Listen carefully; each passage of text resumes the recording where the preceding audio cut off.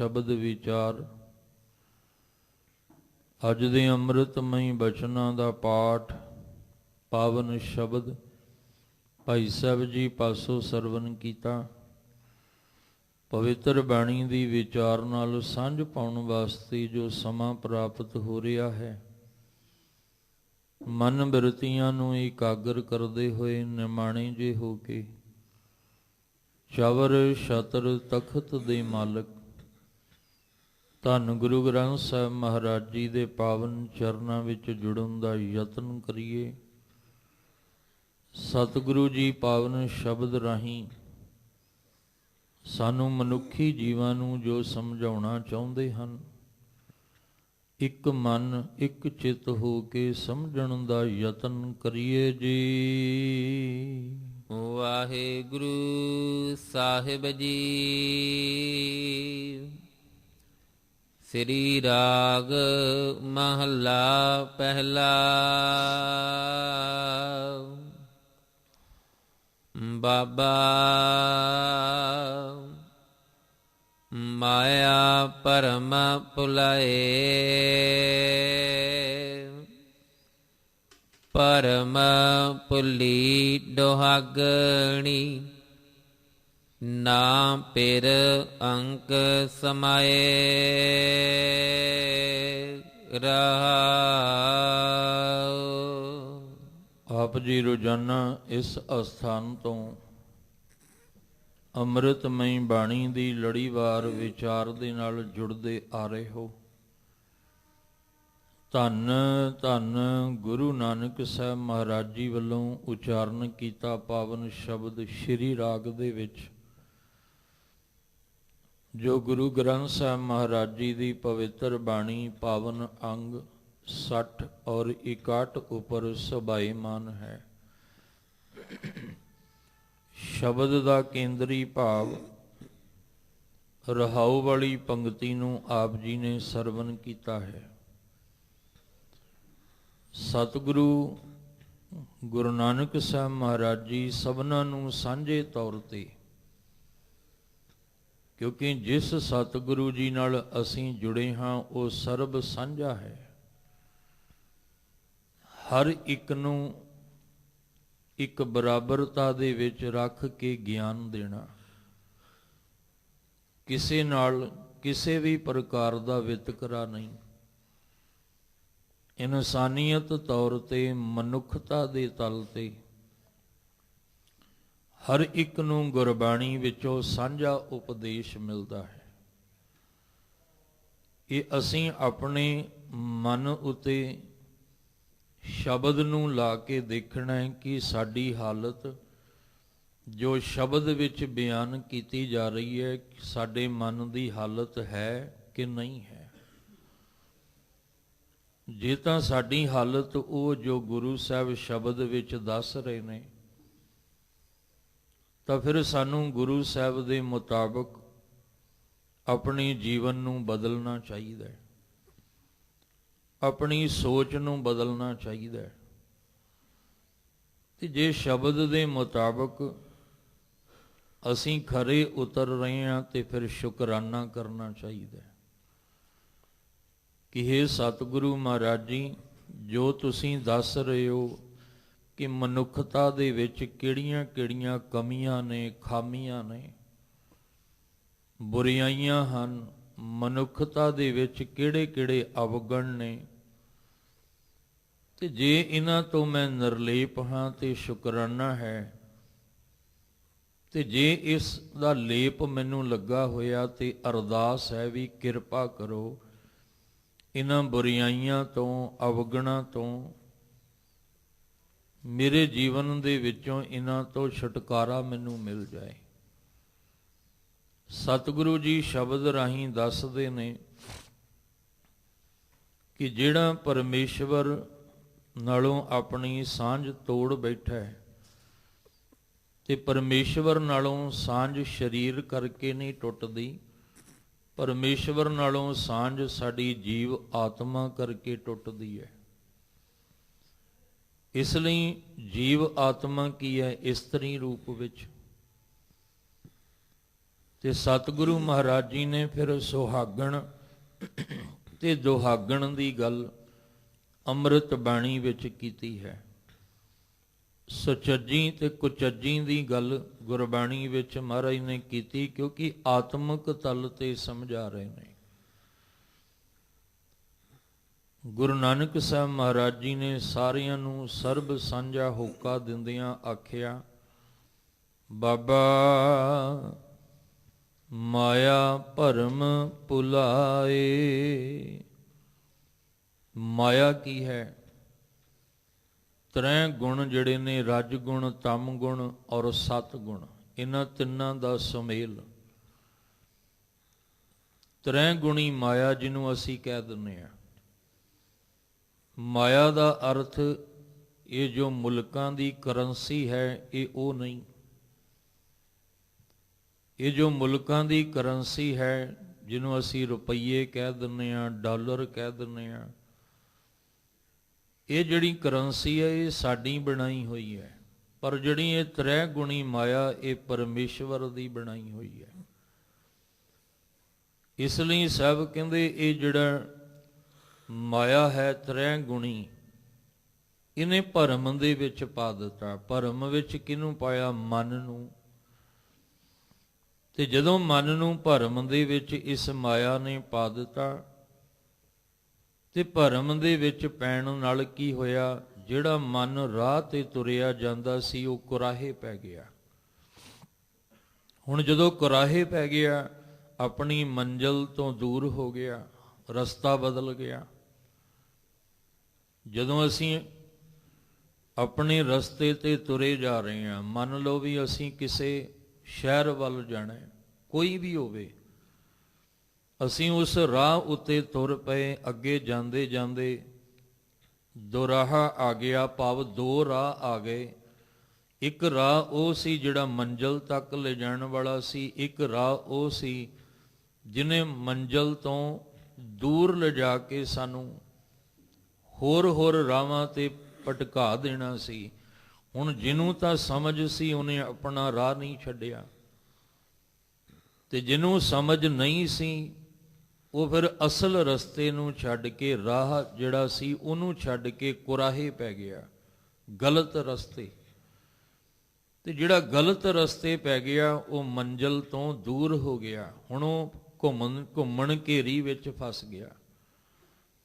ਉਹ ਵੱਖਰੇ ਵੱਖਰੇ ਰਾਹਾਂ ਤੇ ਭਟਕਦਾ ਤੇ ਰਹੇਗਾ, ਪਰ ਮੰਜ਼ਿਲ ਤੱਕ ਨਹੀਂ ਪਹੁੰਚ ਸਕਦਾ। ਜਿੰਨਾ ਚਿਰ ਉਹਨੂੰ ਸਮਝ ਨਹੀਂ ਆਏਗੀ, ਜਿੰਨਾ ਚਿਰ ਉਹਨੂੰ ਸੋਝੀ ਨਹੀਂ ਆਏਗੀ ਵੀ ਮੈਂ ਕੁਰਾਹੇ ਪੈ ਚੁੱਕਾ, ਆਪਣੇ ਰਾਹ ਤੋਂ ਭਟਕ ਚੁੱਕਾ ਹਾਂ। ਬਾਹਰ ਦੇ ਰਸਤੇ ਦਾ ਤੇ ਪਤਾ ਲੱਗ ਜਾਏਗਾ ਸਾਨੂੰ ਵੀ ਅਸੀਂ ਗਲਤ ਰਸਤੇ ਚਲੇ ਗਏ। ਜਾਂ ਅੱਜ ਸਾਡੇ ਕੋਲ ਬੜਾ ਸੌਖਾ ਸਾਧਨ ਹੈ, ਅਸੀਂ ਆਪਣੇ ਮੋਬਾਈਲ ਤੇ ਜਾਂ ਅੱਜ ਕੱਲ੍ਹ ਗੱਡੀਆਂ ਉੱਤੇ ਵੀ ਨਕਸ਼ਾ ਬਣ ਕੇ ਆ ਜਾਂਦਾ ਹੈ ਵੀ ਤੁਸੀਂ ਇਸ ਰਾਹ ਤੁਰੇ ਜਾਓ ਤੇ ਮੰਜ਼ਿਲ ਤੇ ਪਹੁੰਚ ਜਾਓਗੇ। ਕਿੱਥੋਂ ਮੁੜਨਾ ਹੈ, ਕਿੱਥੋਂ ਤੁਸੀਂ ਸੱਜੇ ਖੱਬੇ ਹੋਣਾ ਹੈ, ਉਹ ਸਾਰਾ ਕੁਝ ਬੋਲ ਕੇ ਤੁਹਾਨੂੰ ਦੱਸਿਆ ਜਾਏਗਾ। ਅਸੀਂ ਸਿਰਫ ਨਾਮ ਭਰਨਾ ਵੀ ਅਸੀਂ ਇਸ ਸ਼ਹਿਰ ਜਾਣਾ ਹੈ। ਹੁਣ ਬਾਹਰੋਂ ਤੇ ਸੌਖਾ ਹੋ ਗਿਆ, ਦੱਸ ਦਿੱਤਾ ਜਾਏਗਾ। ਜੇ ਅਸੀਂ ਗਲਤ ਰਸਤੇ ਜਦੋਂ ਵੀ ਜਾਵਾਂਗੇ ਉਹ ਨਾਲ ਹੀ ਉਹਨੇ ਬੋਲ ਦੇਣਾ ਕਿ ਤੁਸੀਂ ਗਲਤ ਰਸਤੇ ਚਲੇ ਗਏ, ਤੁਹਾਡਾ ਇਹ ਰਸਤਾ ਨਹੀਂ। ਤੇ ਜੇ ਇਸ ਰਾਹ ਪੈ ਗਏ ਹੋ ਤੇ ਜਿਹੜਾ 10 ਕਿਲੋਮੀਟਰ ਦਾ ਸਫ਼ਰ ਸੀ ਤੁਹਾਨੂੰ 50 ਮੀਲ ਹੋਰ ਤੈਅ ਕਰਨਾ ਪੈਣਾ। ਪਰ ਜਿਹੜਾ ਅਸੀਂ ਅਧਿਆਤਮਿਕ ਰਸਤਾ ਭਟਕ ਗਏ ਆ ਉਹ ਕੌਣ ਦੱਸੇਗਾ? ਅਧਿਆਤਮਿਕ ਤਲ ਤੇ ਅਸੀਂ ਜਿਹੜੇ ਕੁਰਾਹੇ ਪੈ ਗਏ ਆ, ਅਸੀਂ ਪਰਮੇਸ਼ਵਰ ਦੇ ਚਰਨਾਂ ਤੱਕ, ਉਹ ਮੰਜ਼ਿਲ ਹੈ ਸਾਡੀ। ਪਰਮੇਸ਼ਵਰ ਦਾ ਮਿਲਾਪ ਸਾਡੀ ਮੰਜ਼ਿਲ ਹੈ, ਪਰ ਉਹ ਮੰਜ਼ਿਲ ਤੱਕ ਕੌਣ ਪਹੁੰਚਾਏਗਾ? ਅਸੀਂ ਰਾਹ ਤੇ ਤੁਰੇ ਜਾ ਰਹੇ ਹਾਂ ਜਾਂ ਕੁਰਾਹੇ ਪਏ ਹਾਂ, ਇਹ ਸਾਨੂੰ ਸੋਝੀ ਕੌਣ ਦੇਗਾ?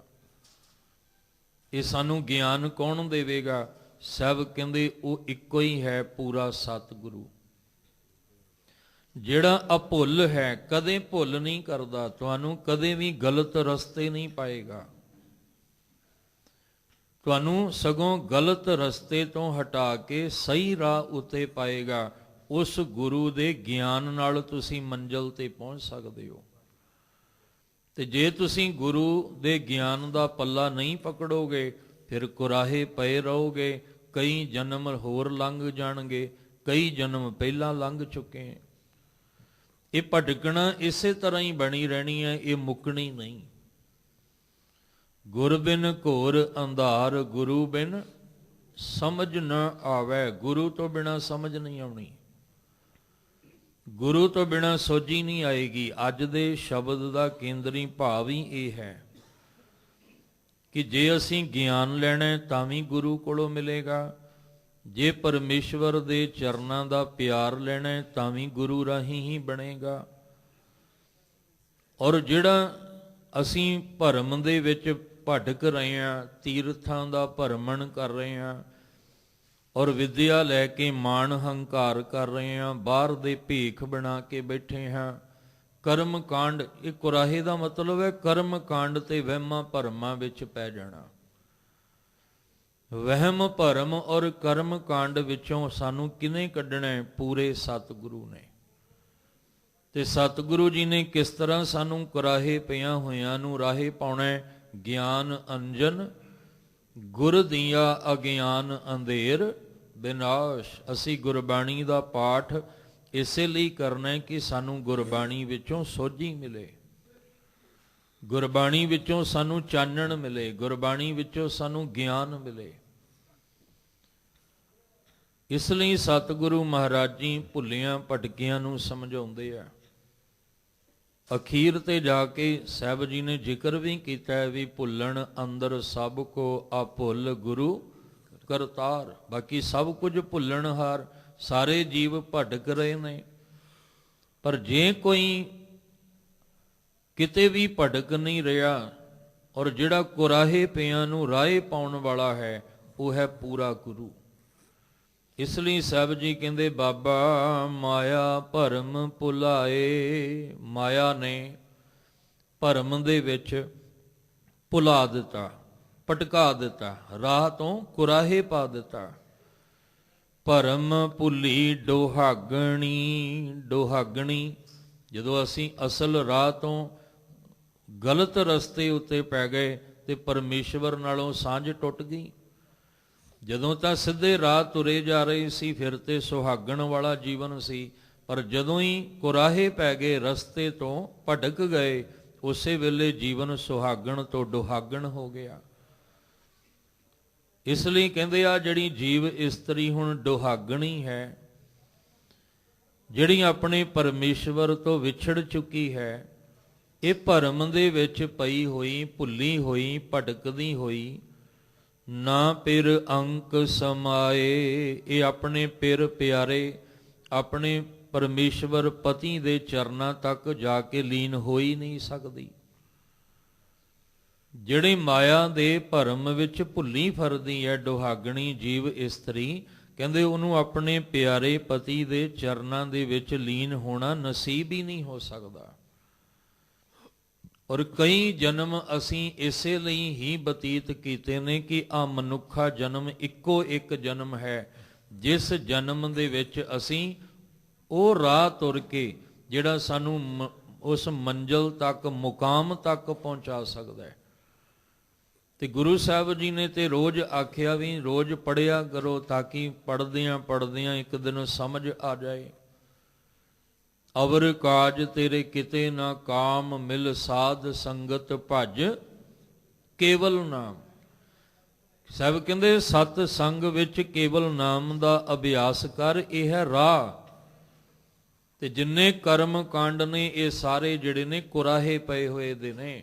ਜਿਹੜਾ ਆਪਣੇ ਰਸਤੇ ਤੋਂ ਭਟਕਿਆ ਉਹ ਕਰਮ ਕਾਂਡ ਕਰਦਾ ਹੈ, ਉਹ ਨਾਮ ਦੀ ਕਮਾਈ ਨਹੀਂ ਕਰਦਾ, ਉਹ ਸਤ ਸੰਗਤ ਨਹੀਂ ਕਰਦਾ, ਉਹ ਵਹਿਮ ਭਰਮ ਚ ਪਿਆ ਕਰਮ ਕਾਂਡ ਕਰਦਾ ਹੈ। ਇਸ ਲਈ ਸਾਹਿਬ ਕਹਿੰਦੇ ਇਹ ਸੰਸਾਰ ਵਿੱਚ ਜੀਵ ਇਸਤਰੀ ਮਾਇਆ ਦੇ ਭਰਮ ਵਿੱਚ ਪੈ ਕੇ ਭਟਕ ਚੁੱਕੀ ਹੈ। ਤੇ ਜਿਹੜੀ ਭਟਕ ਚੁੱਕੀ ਹੈ, ਕੁਰਾਹੇ ਪੈ ਚੁੱਕੀ ਹੈ, ਉਹਨੂੰ ਕਦੇ ਆਪਣੇ ਪਿਆਰੇ ਦੇ ਚਰਨਾਂ ਦੇ ਵਿੱਚ ਲੀਨ ਹੋਣਾ ਨਸੀਬ ਨਹੀਂ ਹੁੰਦਾ। ਉਹ ਇਸੇ ਤਰ੍ਹਾਂ ਕਰਮ ਕਾਂਡ ਦੇ ਵਿੱਚ ਫਸੀ ਹੋਈ ਜੀਵ ਇਸਤਰੀ ਵਹਿਮਾਂ ਭਰਮਾਂ ਦੇ ਵਿੱਚ ਪਈ ਹੋਈ ਸੰਸਾਰ ਦੇ ਵਿੱਚ ਭਟਕਦੀ ਰਹਿੰਦੀ ਹੈ। ਮਨ ਮੁਖ ਭੁੱਲੈ ਭੁਲਾਈਐ, ਭੁਲੀ ਠੌਰ ਨਾ ਕਾਏ। ਗੁਰ ਬਿਨ ਕੋ ਨਾ ਦਿਖਾਵਈ, ਅੰਧੀ ਆਵੈ ਜਾਏ। ਗਿਆਨ ਪਦਾਰਥ ਖੋਇਆ, ਠੱਗਿਆ ਮੁੱਠਾ ਜਾਏ। ਸਤਿਗੁਰੂ ਗੁਰੂ ਨਾਨਕ ਸਾਹਿਬ ਜੀ ਕਿਰਪਾ ਕਰਦੇ ਉਸ ਦੁਹਾਗਣੀ ਨੂੰ ਫਿਰ ਮਨਮੁਖ ਕਹਿੰਦੇ ਆ। ਕਹਿਣ ਲੱਗੇ ਉਹ ਮਨਮੁਖ ਜਿਹੜੇ ਮਨ ਦੀ ਮਰਜ਼ੀ ਕਰਨ ਵਾਲੇ, ਮਨ ਦੇ ਮਗਰ ਚੱਲਣ ਵਾਲੇ ਸਨ। ਭੁੱਲੈ, ਉਹ ਭੁੱਲ ਗਏ ਆਪਣੇ ਰਸਤੇ ਨੂੰ। ਭੁਲਾਈਐ, ਅੱਗੋਂ ਮਾਇਆ ਦਾ ਜਿਹੜਾ ਜਾਲ ਵਿਛਿਆ ਸੀ ਉਹਨੇ ਭੁਲਾ ਦਿੱਤਾ। ਹੁਣ ਜਿਹੜਾ ਭੁੱਲ ਗਿਆ, ਜਿਹਨੂੰ ਮਾਇਆ ਨੇ ਭੁਲਾ ਦਿੱਤਾ, ਉਹਨੂੰ ਕਦੇ ਪਰਮੇਸ਼ਵਰ ਦਾ ਨਾਮ ਚੇਤੇ ਨਹੀਂ ਆਉਂਦਾ। ਤੇ ਜਿਹਨੂੰ ਪਰਮੇਸ਼ਵਰ ਦਾ ਨਾਮ ਚੇਤੇ ਨਹੀਂ ਆਉਂਦਾ, ਉਹਦੇ ਜੀਵਨ ਵਿੱਚ ਅੰਧਕਾਰ ਹੈ, ਉਹਦੇ ਜੀਵਨ ਵਿੱਚ ਅਗਿਆਨਤਾ ਦਾ ਹਨੇਰਾ ਹੀ ਹਨੇਰਾ ਹੈ। ਤੇ ਅਸਲ ਵਿੱਚ ਹਨੇਰੇ ਵਿੱਚ ਹੀ ਠੋਕਰਾਂ ਵੱਜਦੀਆਂ ਨੇ। ਹਨੇਰੇ ਵਿੱਚ ਹੀ ਅਸੀਂ ਗਲਤ ਰਸਤੇ ਪੈ ਕੇ ਭਟਕ ਜਾਂਦੇ ਹਾਂ। ਖੁਆਰੀ ਕਦੋਂ ਹੁੰਦੀ ਹੈ? ਹਨੇਰੇ ਵਿੱਚ। ਸਾਡਾ ਮਨ ਵੀ ਭਟਕ ਗਿਆ, ਕਿਉਂਕਿ ਬਾਹਰ ਦਿਸੈ ਚਾਨਣਾ ਦਿਲ ਅੰਧਿਆਰੀ ਰਾਤ। ਕਿਉਂ ਸੀ? ਕਿਉਂਕਿ ਮਾਇਆ ਨੇ ਐਸਾ ਜਾਲ ਵਿਛਾਇਆ, ਇਹ ਭੁੱਲ ਗਿਆ। ਅਸਲ ਰਸਤੇ ਨੂੰ ਛੱਡ ਕੇ ਕੁਰਾਹੇ ਇਹ ਪੈ ਗਿਆ। ਮਨਮੁਖ ਭੁੱਲੈ ਭੁਲਾਈਐ, ਭੁੱਲੀ ਠੌਰ ਨਾ ਕਾਏ। ਸਭ ਕਹਿੰਦੇ ਮਨਮੁਖ ਭੁੱਲੇ ਹੋਏ ਨੇ ਔਰ ਮਾਇਆ ਨੇ ਇਹਨਾਂ ਨੂੰ ਭੁਲਾ ਦਿੱਤਾ ਹੈ। ਹੁਣ ਇਹ ਜਿਹੜੀ ਲੁਕਾਈ ਭੁੱਲੀ ਫਿਰਦੀ ਹੈ ਨਾ ਪਰਮੇਸ਼ਵਰ ਨੂੰ, ਠੌਰ ਨਾ ਕਾਏ, ਇਹਨਾਂ ਨੂੰ ਕਿਤੇ ਥਾਂ ਟਿਕਾਣਾ ਨਹੀਂ ਮਿਲਦਾ। ਕਿਤੇ ਵੀ ਇਹਨਾਂ ਨੂੰ ਥਾਂ ਨਹੀਂ ਮਿਲਣੀ, ਟਿਕਾਣਾ ਨਹੀਂ ਮਿਲਣਾ। ਸਿਰਫ ਭਟਕਣਾ ਹੀ ਭਟਕਣਾ ਇਹਨਾਂ ਦੇ ਜੀਵਨ ਵਿੱਚ ਹੈ।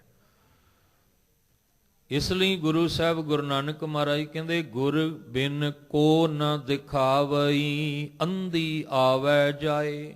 ਇਹ ਜੀਵ ਇਸਤਰੀ ਮਨ ਕਰਕੇ ਅੰਧੀ ਹੋ ਕੇ ਅੰਧਕਾਰ ਵਿੱਚ ਫਸ ਕੇ ਆਉਣਾ ਜਾਣਾ ਜਿਹੜਾ ਸੀ ਆਵਾਗਮਨ, ਇਹਦਾ ਜਿਹੜਾ ਉਹ ਬਣਿਆ ਰਿਹਾ। ਕਿਉਂਕਿ ਗੁਰ ਬਿਨ ਕੋ ਨਾ ਦਿਖਾਵਈ, ਗੁਰੂ ਤੋਂ ਬਿਨਾ ਉਹ ਰਾਹ ਕੋਈ ਨਹੀਂ ਦਿਖਾ ਸਕਦਾ।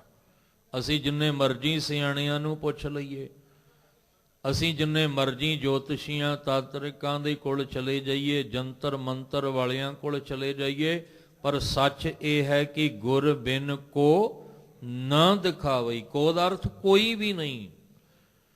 ਗੁਰੂ ਤੋਂ ਬਿਨਾ ਕੋਈ ਨਹੀਂ ਹੈ ਜਿਹੜਾ ਤੁਹਾਨੂੰ ਰਾਹ ਦਿਖਾ ਸਕੇ, ਜਿਹੜਾ ਤੁਹਾਡੇ ਅੰਦਰ ਦੇ ਅੰਧਕਾਰ ਨੂੰ ਮਿਟਾ ਕੇ ਤੁਹਾਡੇ ਅੰਦਰ ਚਾਨਣ ਕਰ ਸਕੇ, ਤੁਹਾਨੂੰ ਸੋਝੀ ਦੇ ਸਕੇ, ਅਗਿਆਨਤਾ ਨੂੰ ਖਤਮ ਕਰ ਸਕੇ। ਗੁਰੂ ਤੇਗ ਬਹਾਦਰ ਸਾਹਿਬ ਮਹਾਰਾਜ ਕਹਿੰਦੇ, ਪ੍ਰਾਣੀ RAM ਨਾ ਚੇਤਈ, ਮਦ ਮਾਇਆ ਕੈ ਅੰਧ। ਮਦ ਦਾ ਅਰਥ ਹੈ ਨਸ਼ਾ। ਮਾਇਆ ਦੇ ਨਸ਼ੇ ਵਿੱਚ ਧੁੱਤ ਹੋਏ ਹੋਏ ਪ੍ਰਾਣੀ ਜਿਹੜੇ ਨੇ ਅੰਧੇ ਹੋਏ ਪਏ ਨੇ। ਤੇ ਜਿਹੜੇ ਅੰਧੇ ਹੋਏ ਪਏ ਨੇ ਪ੍ਰਾਣੀ RAM ਨਾ ਚੇਤਈ, ਔਰ ਰਮੇ ਹੋਏ ਪਰਮੇਸ਼ਵਰ ਨੂੰ ਚੇਤੇ ਹੀ ਨਹੀਂ ਕਰਦੇ। ਕਹੋ ਨਾਨਕ ਹਰ ਭਜਨ ਬਿਨ ਪਰਤ ਤਾਹੇ ਜਮ ਫੰਦ।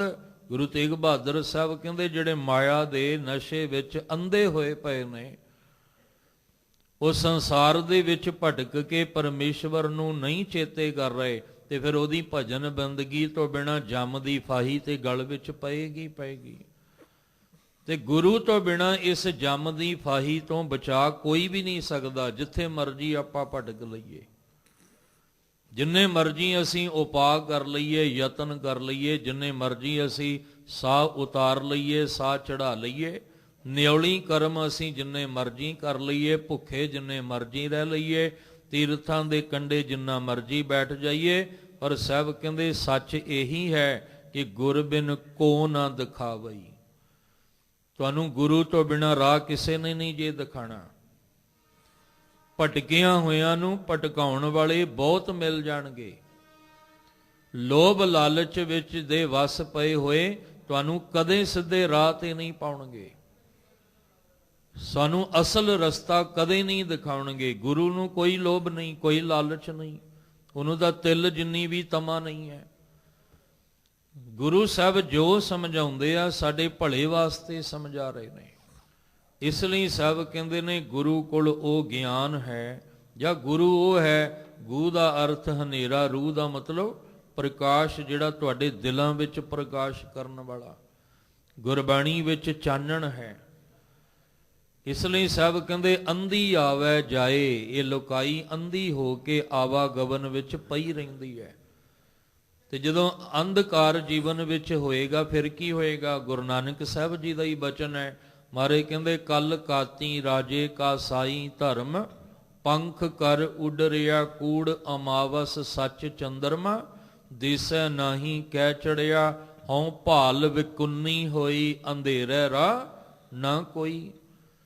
ਹੁਣ ਇਸ ਅੰਧੇਰੇ ਵਿੱਚ ਰਾਹ ਦੱਸਣ ਵਾਲਾ ਕੋਈ ਵੀ ਨਹੀਂ ਹੈ। ਹੁਣ ਇਹ ਅੰਧਕਾਰ ਦੇ ਵਿੱਚ ਪਈ ਹੋਈ ਲੋਕਾਈ ਜਿਹੜੀ ਹੈ ਉਹ ਕੁਰਲਾ ਰਹੀ ਹੈ, ਦੁਖੀ ਹੋ ਰਹੀ ਹੈ, ਪੁਕਾਰਾਂ ਕਰ ਰਹੀ ਹੈ ਵੀ ਸਾਨੂੰ ਕੋਈ ਕੱਢ ਲਵੇ ਇਸ ਅੰਧਕਾਰ ਵਿੱਚੋਂ, ਜਿੱਥੇ ਕਲ ਕਾਤੀ ਰਾਜੇ ਕਾਸਾਈ ਵਾਲਾ ਰੂਪ ਬਣ ਗਿਆ, ਜਿੱਥੇ ਧਰਮ ਮਾਨ ਮਰਿਆਦਾ ਸੱਚ ਹੱਕ ਇਦਾਂ ਲੱਗਦਾ ਜਿਵੇਂ ਪੰਖ ਲਾ ਕੇ ਉੱਡ ਗਿਆ ਹੋਵੇ। ਕੂੜ ਦੀ ਅਮਾਵਸ ਤੋਂ ਸਿਵਾ ਦਿਸਦਾ ਹੀ ਕੁਛ ਨਹੀਂ ਪਿਆ। ਇਸ ਲਈ ਸਾਹਿਬ ਜੀ ਕਹਿੰਦੇ ਨੇ ਇਹ ਜਿਹੜੀ ਮਾਇਆ ਨੇ ਲੁਕਾਈ ਨੂੰ ਭਟਕਾ ਦਿੱਤਾ ਹੈ, ਭੁਲਾ ਕੇ ਭਰਮ ਵਿੱਚ ਪਾ ਦਿੱਤਾ ਹੈ। ਹੁਣ ਇਹਨਾਂ ਨੂੰ ਸਿੱਧੇ ਰਾਹ ਕਿਨੇ ਪਾਉਣਾ? ਗੁਰ ਬਿਨ ਕੋ ਨਾ ਦਿਖਾਵਈ, ਅੰਧੀ ਆਵੇ ਜਾਏ। ਹੁਣ ਇਹ ਜਿਹੜੀ ਜੀਵ ਇਸਤਰੀ ਦੁਹਾਗਣ ਹੋ ਗਈ ਹੈ, ਇਹ ਹੁਣ ਅੰਧਕਾਰ ਵਿੱਚ ਆਉਣ ਜਾਣ ਵਿੱਚ ਪਈ ਹੈ। ਗਿਆਨ ਪਦਾਰਥ ਖੋਇਆ, ਹਨੇਰਾ ਕਿਉਂ ਹੈ ਜ਼ਿੰਦਗੀ ਵਿੱਚ? ਕਰਮ ਕਾਂਡ ਕਿਉਂ ਕਰ ਰਹੇ ਨੇ ਲੋਕ? ਅਗਿਆਨਤਾ ਦੇ ਹਨੇਰੇ ਵਿੱਚ ਕਿਉਂ ਭਟਕ ਰਹੇ ਨੇ ਲੋਕ? ਕਿਉਂਕਿ ਇਹਨਾਂ ਦੇ ਕੋਲ ਚਾਨਣ ਨਹੀਂ ਹੈ। ਚਾਨਣ ਕਿੱਥੋਂ ਮਿਲਣਾ ਸੀ? ਚਾਨਣ ਸੀ ਨਾਮ ਦੇ ਪਦਾਰਥ ਵਿੱਚ। ਇਹਨਾਂ ਕੋਲ ਪਰਮੇਸ਼ਵਰ ਦਾ ਨਾਮ ਨਹੀਂ ਹੈ। ਤੇ ਜਿਨ੍ਹਾਂ ਦੇ ਅੰਦਰ ਲੋਭ ਲਾਲਚ ਹੁੰਦਾ ਨਾ, ਉਹ ਕੋਸ਼ਿਸ਼ ਇਹੀ ਕਰਨਗੇ ਵੀ ਤੁਸੀਂ ਨਾਮ ਦੇ ਅਭਿਆਸੀ ਨਾ ਬਣੋ। ਕਿਉਂਕਿ ਤੁਸੀਂ ਨਾਮ ਦੇ ਅਭਿਆਸੀ ਬਣੋਗੇ, ਤੁਹਾਨੂੰ ਸੋਝੀ ਆਏਗੀ, ਤੁਹਾਨੂੰ ਚਾਨਣ ਹੋਏਗਾ, ਤੁਹਾਨੂੰ ਗਿਆਨ ਹੋਏਗਾ। ਤੇ ਜਦੋਂ ਤੁਹਾਨੂੰ ਚਾਨਣ ਹੋ ਗਿਆ, ਤੁਸੀਂ ਫਿਰ ਇਸ ਰਾਹ ਕਦੇ ਤੁਰੋਗੇ ਹੀ ਨਹੀਂ ਕਰਮ ਕਾਂਡ ਵਾਲੇ, ਵਹਿਮ ਭਰਮ ਦੇ ਰਸਤੇ ਕਦੇ ਤੁਰ ਹੀ ਨਹੀਂ ਸਕੋਗੇ। ਇਸ ਲਈ ਉਹਨਾਂ ਲੋਕਾਂ ਨੇ ਤੁਹਾਨੂੰ ਆਪਣੇ ਮਗਰ ਤੇ ਲਾਇਆ, ਪਰ ਉਹਨਾਂ ਨੇ ਤੁਹਾਨੂੰ ਚਾਨਣ ਨਹੀਂ ਦਿੱਤਾ, ਸੋਝੀ ਨਹੀਂ ਦਿੱਤੀ ਵੀ ਤੁਸੀਂ ਇਸ ਰਾਹ ਤੁਰੋਗੇ ਤਾਂ ਜਨਮ ਲੇਖੇ ਵਿੱਚ ਲੱਗਣਾ ਹੈ। ਉਹ ਆਪਣੇ ਲੋਭ ਲਾਲਚ ਦੇ ਵਿੱਚ ਇਹ ਕਰਮ ਕਰਦੇ ਰਹੇ ਤੇ ਸਾਡੇ ਕੋਲੋਂ ਕਰਵਾਉਂਦੇ ਰਹੇ ਤੇ ਅਸੀਂ ਵੀ ਕਰਦੇ ਰਹੇ। ਇਸ ਲਈ ਸਤਿਗੁਰੂ ਮਹਾਰਾਜ ਜੀ ਨੇ ਸਮਝਾਇਆ, ਸਾਹਿਬ ਕਹਿੰਦੇ ਗਿਆਨ ਪਦਾਰਥ ਖੋਇਆ। ਗਿਆਨ ਵਾਲਾ ਪਦਾਰਥ ਜਿਹੜਾ ਸੀ ਉਹ ਖੋ ਲਿਆ ਜਦੋਂ ਮਾਇਆ ਭਰਮ ਭੁਲਾਏ। ਮਾਇਆ ਨੇ ਜਦੋਂ ਭਰਮ ਵਿੱਚ ਪਾ ਕੇ ਭੁਲਾ ਦਿੱਤਾ, ਰਸਤੇ ਤੋਂ ਕੁਰਾਹੇ ਪਾ ਦਿੱਤਾ, ਕਹਿੰਦੇ ਉਦੋਂ ਕੀ ਹੋਇਆ? ਨਾਮ ਪਦਾਰਥ, ਗਿਆਨ ਪਦਾਰਥ ਖੋਇਆ। ਹੁਣ ਗਿਆਨ ਕਿਹਦੇ ਵਿੱਚ ਹੈ? ਨਾਮ ਵਿੱਚ। ਤੇ ਪਦਾਰਥ ਕਿਹਨੂੰ ਕਿਹਾ? ਨਾਮ ਨੂੰ। ਸਾਹਿਬ ਕਹਿੰਦੇ ਨਾਮ ਦਾ ਜਿਹਦੇ ਵਿੱਚ ਗਿਆਨ ਭਰਪੂਰ ਸੀ, ਉਹ ਗਿਆਨ ਵਾਲਾ ਨਾਮ ਪਦਾਰਥ ਖੋਇਆ, ਉਹ ਗਵਾਚ ਗਿਆ। ਜਦੋਂ ਉਹ ਗਵਾਚ ਗਿਆ ਤੇ ਠੱਗਿਆ ਮੁੱਠਾ ਜਾਏ। ਹੁਣ ਇਹ ਜੀਵ ਇਸਤਰੀ ਜਿਹੜੀ ਹੈ ਉਹ ਮਾਇਆ ਦੇ ਜਾਲ ਵਿੱਚ ਪੈ ਕੇ ਨਿਤ ਠੱਗੀ ਜਾ ਰਹੀ ਹੈ। ਠੱਗਿਆ ਮੁੱਠਾ ਜਾਏ, ਹੁਣ ਇਹ ਤਾਂ ਪੁਰਸ਼ਵਾਚਕ ਸ਼ਬਦ ਨੇ, ਠੱਗਿਆ। ਪਰ ਗੱਲ ਤਾਂ ਗੁਰੂ ਸਾਹਿਬ ਜੀ ਦੁਹਾਗਣ ਦੀ ਕਰ ਰਹੇ ਨੇ। ਦੁਹਾਗਣ ਦੀ ਗੱਲ ਕਰਕੇ ਕਹਿ ਰਹੇ ਨੇ ਭਰਮ ਭੁੱਲੀ ਦੁਹਾਗਣੀ।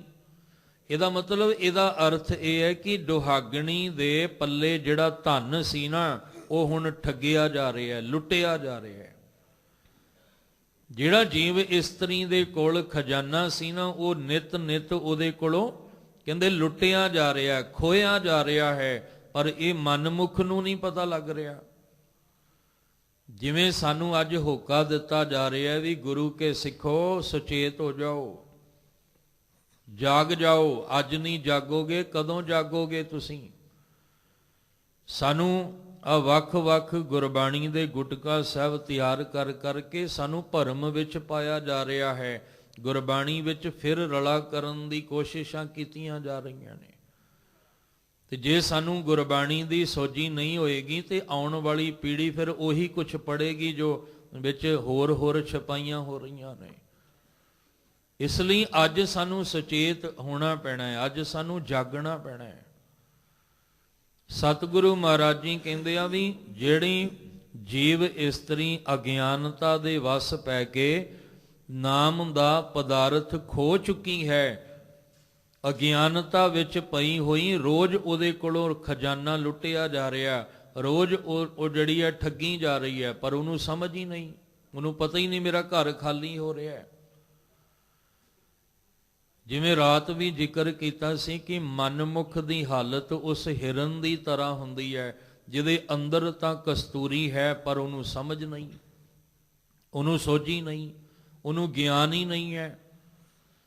ਸਭ ਕਹਿੰਦੇ ਘਰ ਹੀ ਮੈਂ ਅੰਮ੍ਰਿਤ ਭਰਪੂਰ ਹੈ, ਮਨ ਮੁਖਾਂ ਸਾਧ ਨਾ ਪਾਇਆ, ਜਿਉ ਕਸਤੂਰੀ ਮਿਰਗ ਨਾ ਜਾਣੇ ਭਰਮ ਦਾ ਭਰਮ ਭੁਲਾਇਆ। ਬਸ ਆਹ ਹਾਲਤ ਸਾਡੀ ਹੈ। ਹੁਣ ਜਿਹੜੀ ਜੀਵ ਇਸਤਰੀ ਦੁਹਾਗਣੀ ਹੋ ਗਈ ਹੈ, ਬਾਬਾ ਮਾਇਆ ਭਰਮ ਭੁਲਾਏ, ਇਹਦੇ ਕਰਕੇ, ਜਿਸ ਕਰਕੇ ਕਹਿੰਦੇ ਨੇ ਹੁਣ ਨਾਮ ਦਾ ਪਦਾਰਥ ਜਿਹੜਾ ਸੀ ਜਿਹਦੇ ਵਿੱਚ ਗਿਆਨ ਹੀ ਗਿਆਨ ਸੀ ਉਹ ਖੋ ਗਿਆ। ਤੇ ਜਦੋਂ ਉਹ ਖੋ ਗਿਆ ਫਿਰ ਠੱਗਿਆ ਮੁੱਠਾ ਜਾਏ, ਤੇ ਜਿਹੜਾ ਕੋਲ ਖਜ਼ਾਨਾ ਸੀ ਉਹ ਹੁਣ ਠੱਗਿਆ ਜਾ ਰਿਹਾ ਹੈ। ਰੋਜ਼ ਜਿਹੜਾ ਸੀ ਲੁੱਟਿਆ ਜਾ ਰਿਹਾ ਕਿਉਂਕਿ ਗਿਆਨ ਗਵਾ ਲਿਆ। ਨਾਮ ਦਾ ਪਦਾਰਥ ਜਿਹੜਾ ਸੀ ਉਹ ਗਵਾ ਲਿਆ, ਜਿਹਦੇ ਕਰਕੇ ਹੁਣ ਖਜ਼ਾਨਾ ਅੰਦਰੋਂ ਕੌਣ ਲੁੱਟ ਰਿਹਾ ਹੈ?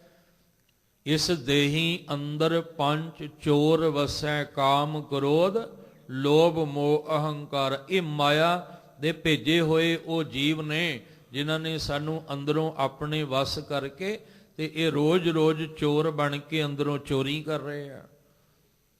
ਪਰ ਸਮਝ ਨਹੀਂ ਆਈ। ਸਭ ਕਹਿੰਦੇ ਕਿਵੇਂ ਸਮਝ ਆਏਗੀ? ਗੁਰੂ ਤੋਂ ਬਿਨਾਂ ਸਮਝ ਨਹੀਂ ਆਉਣੀ।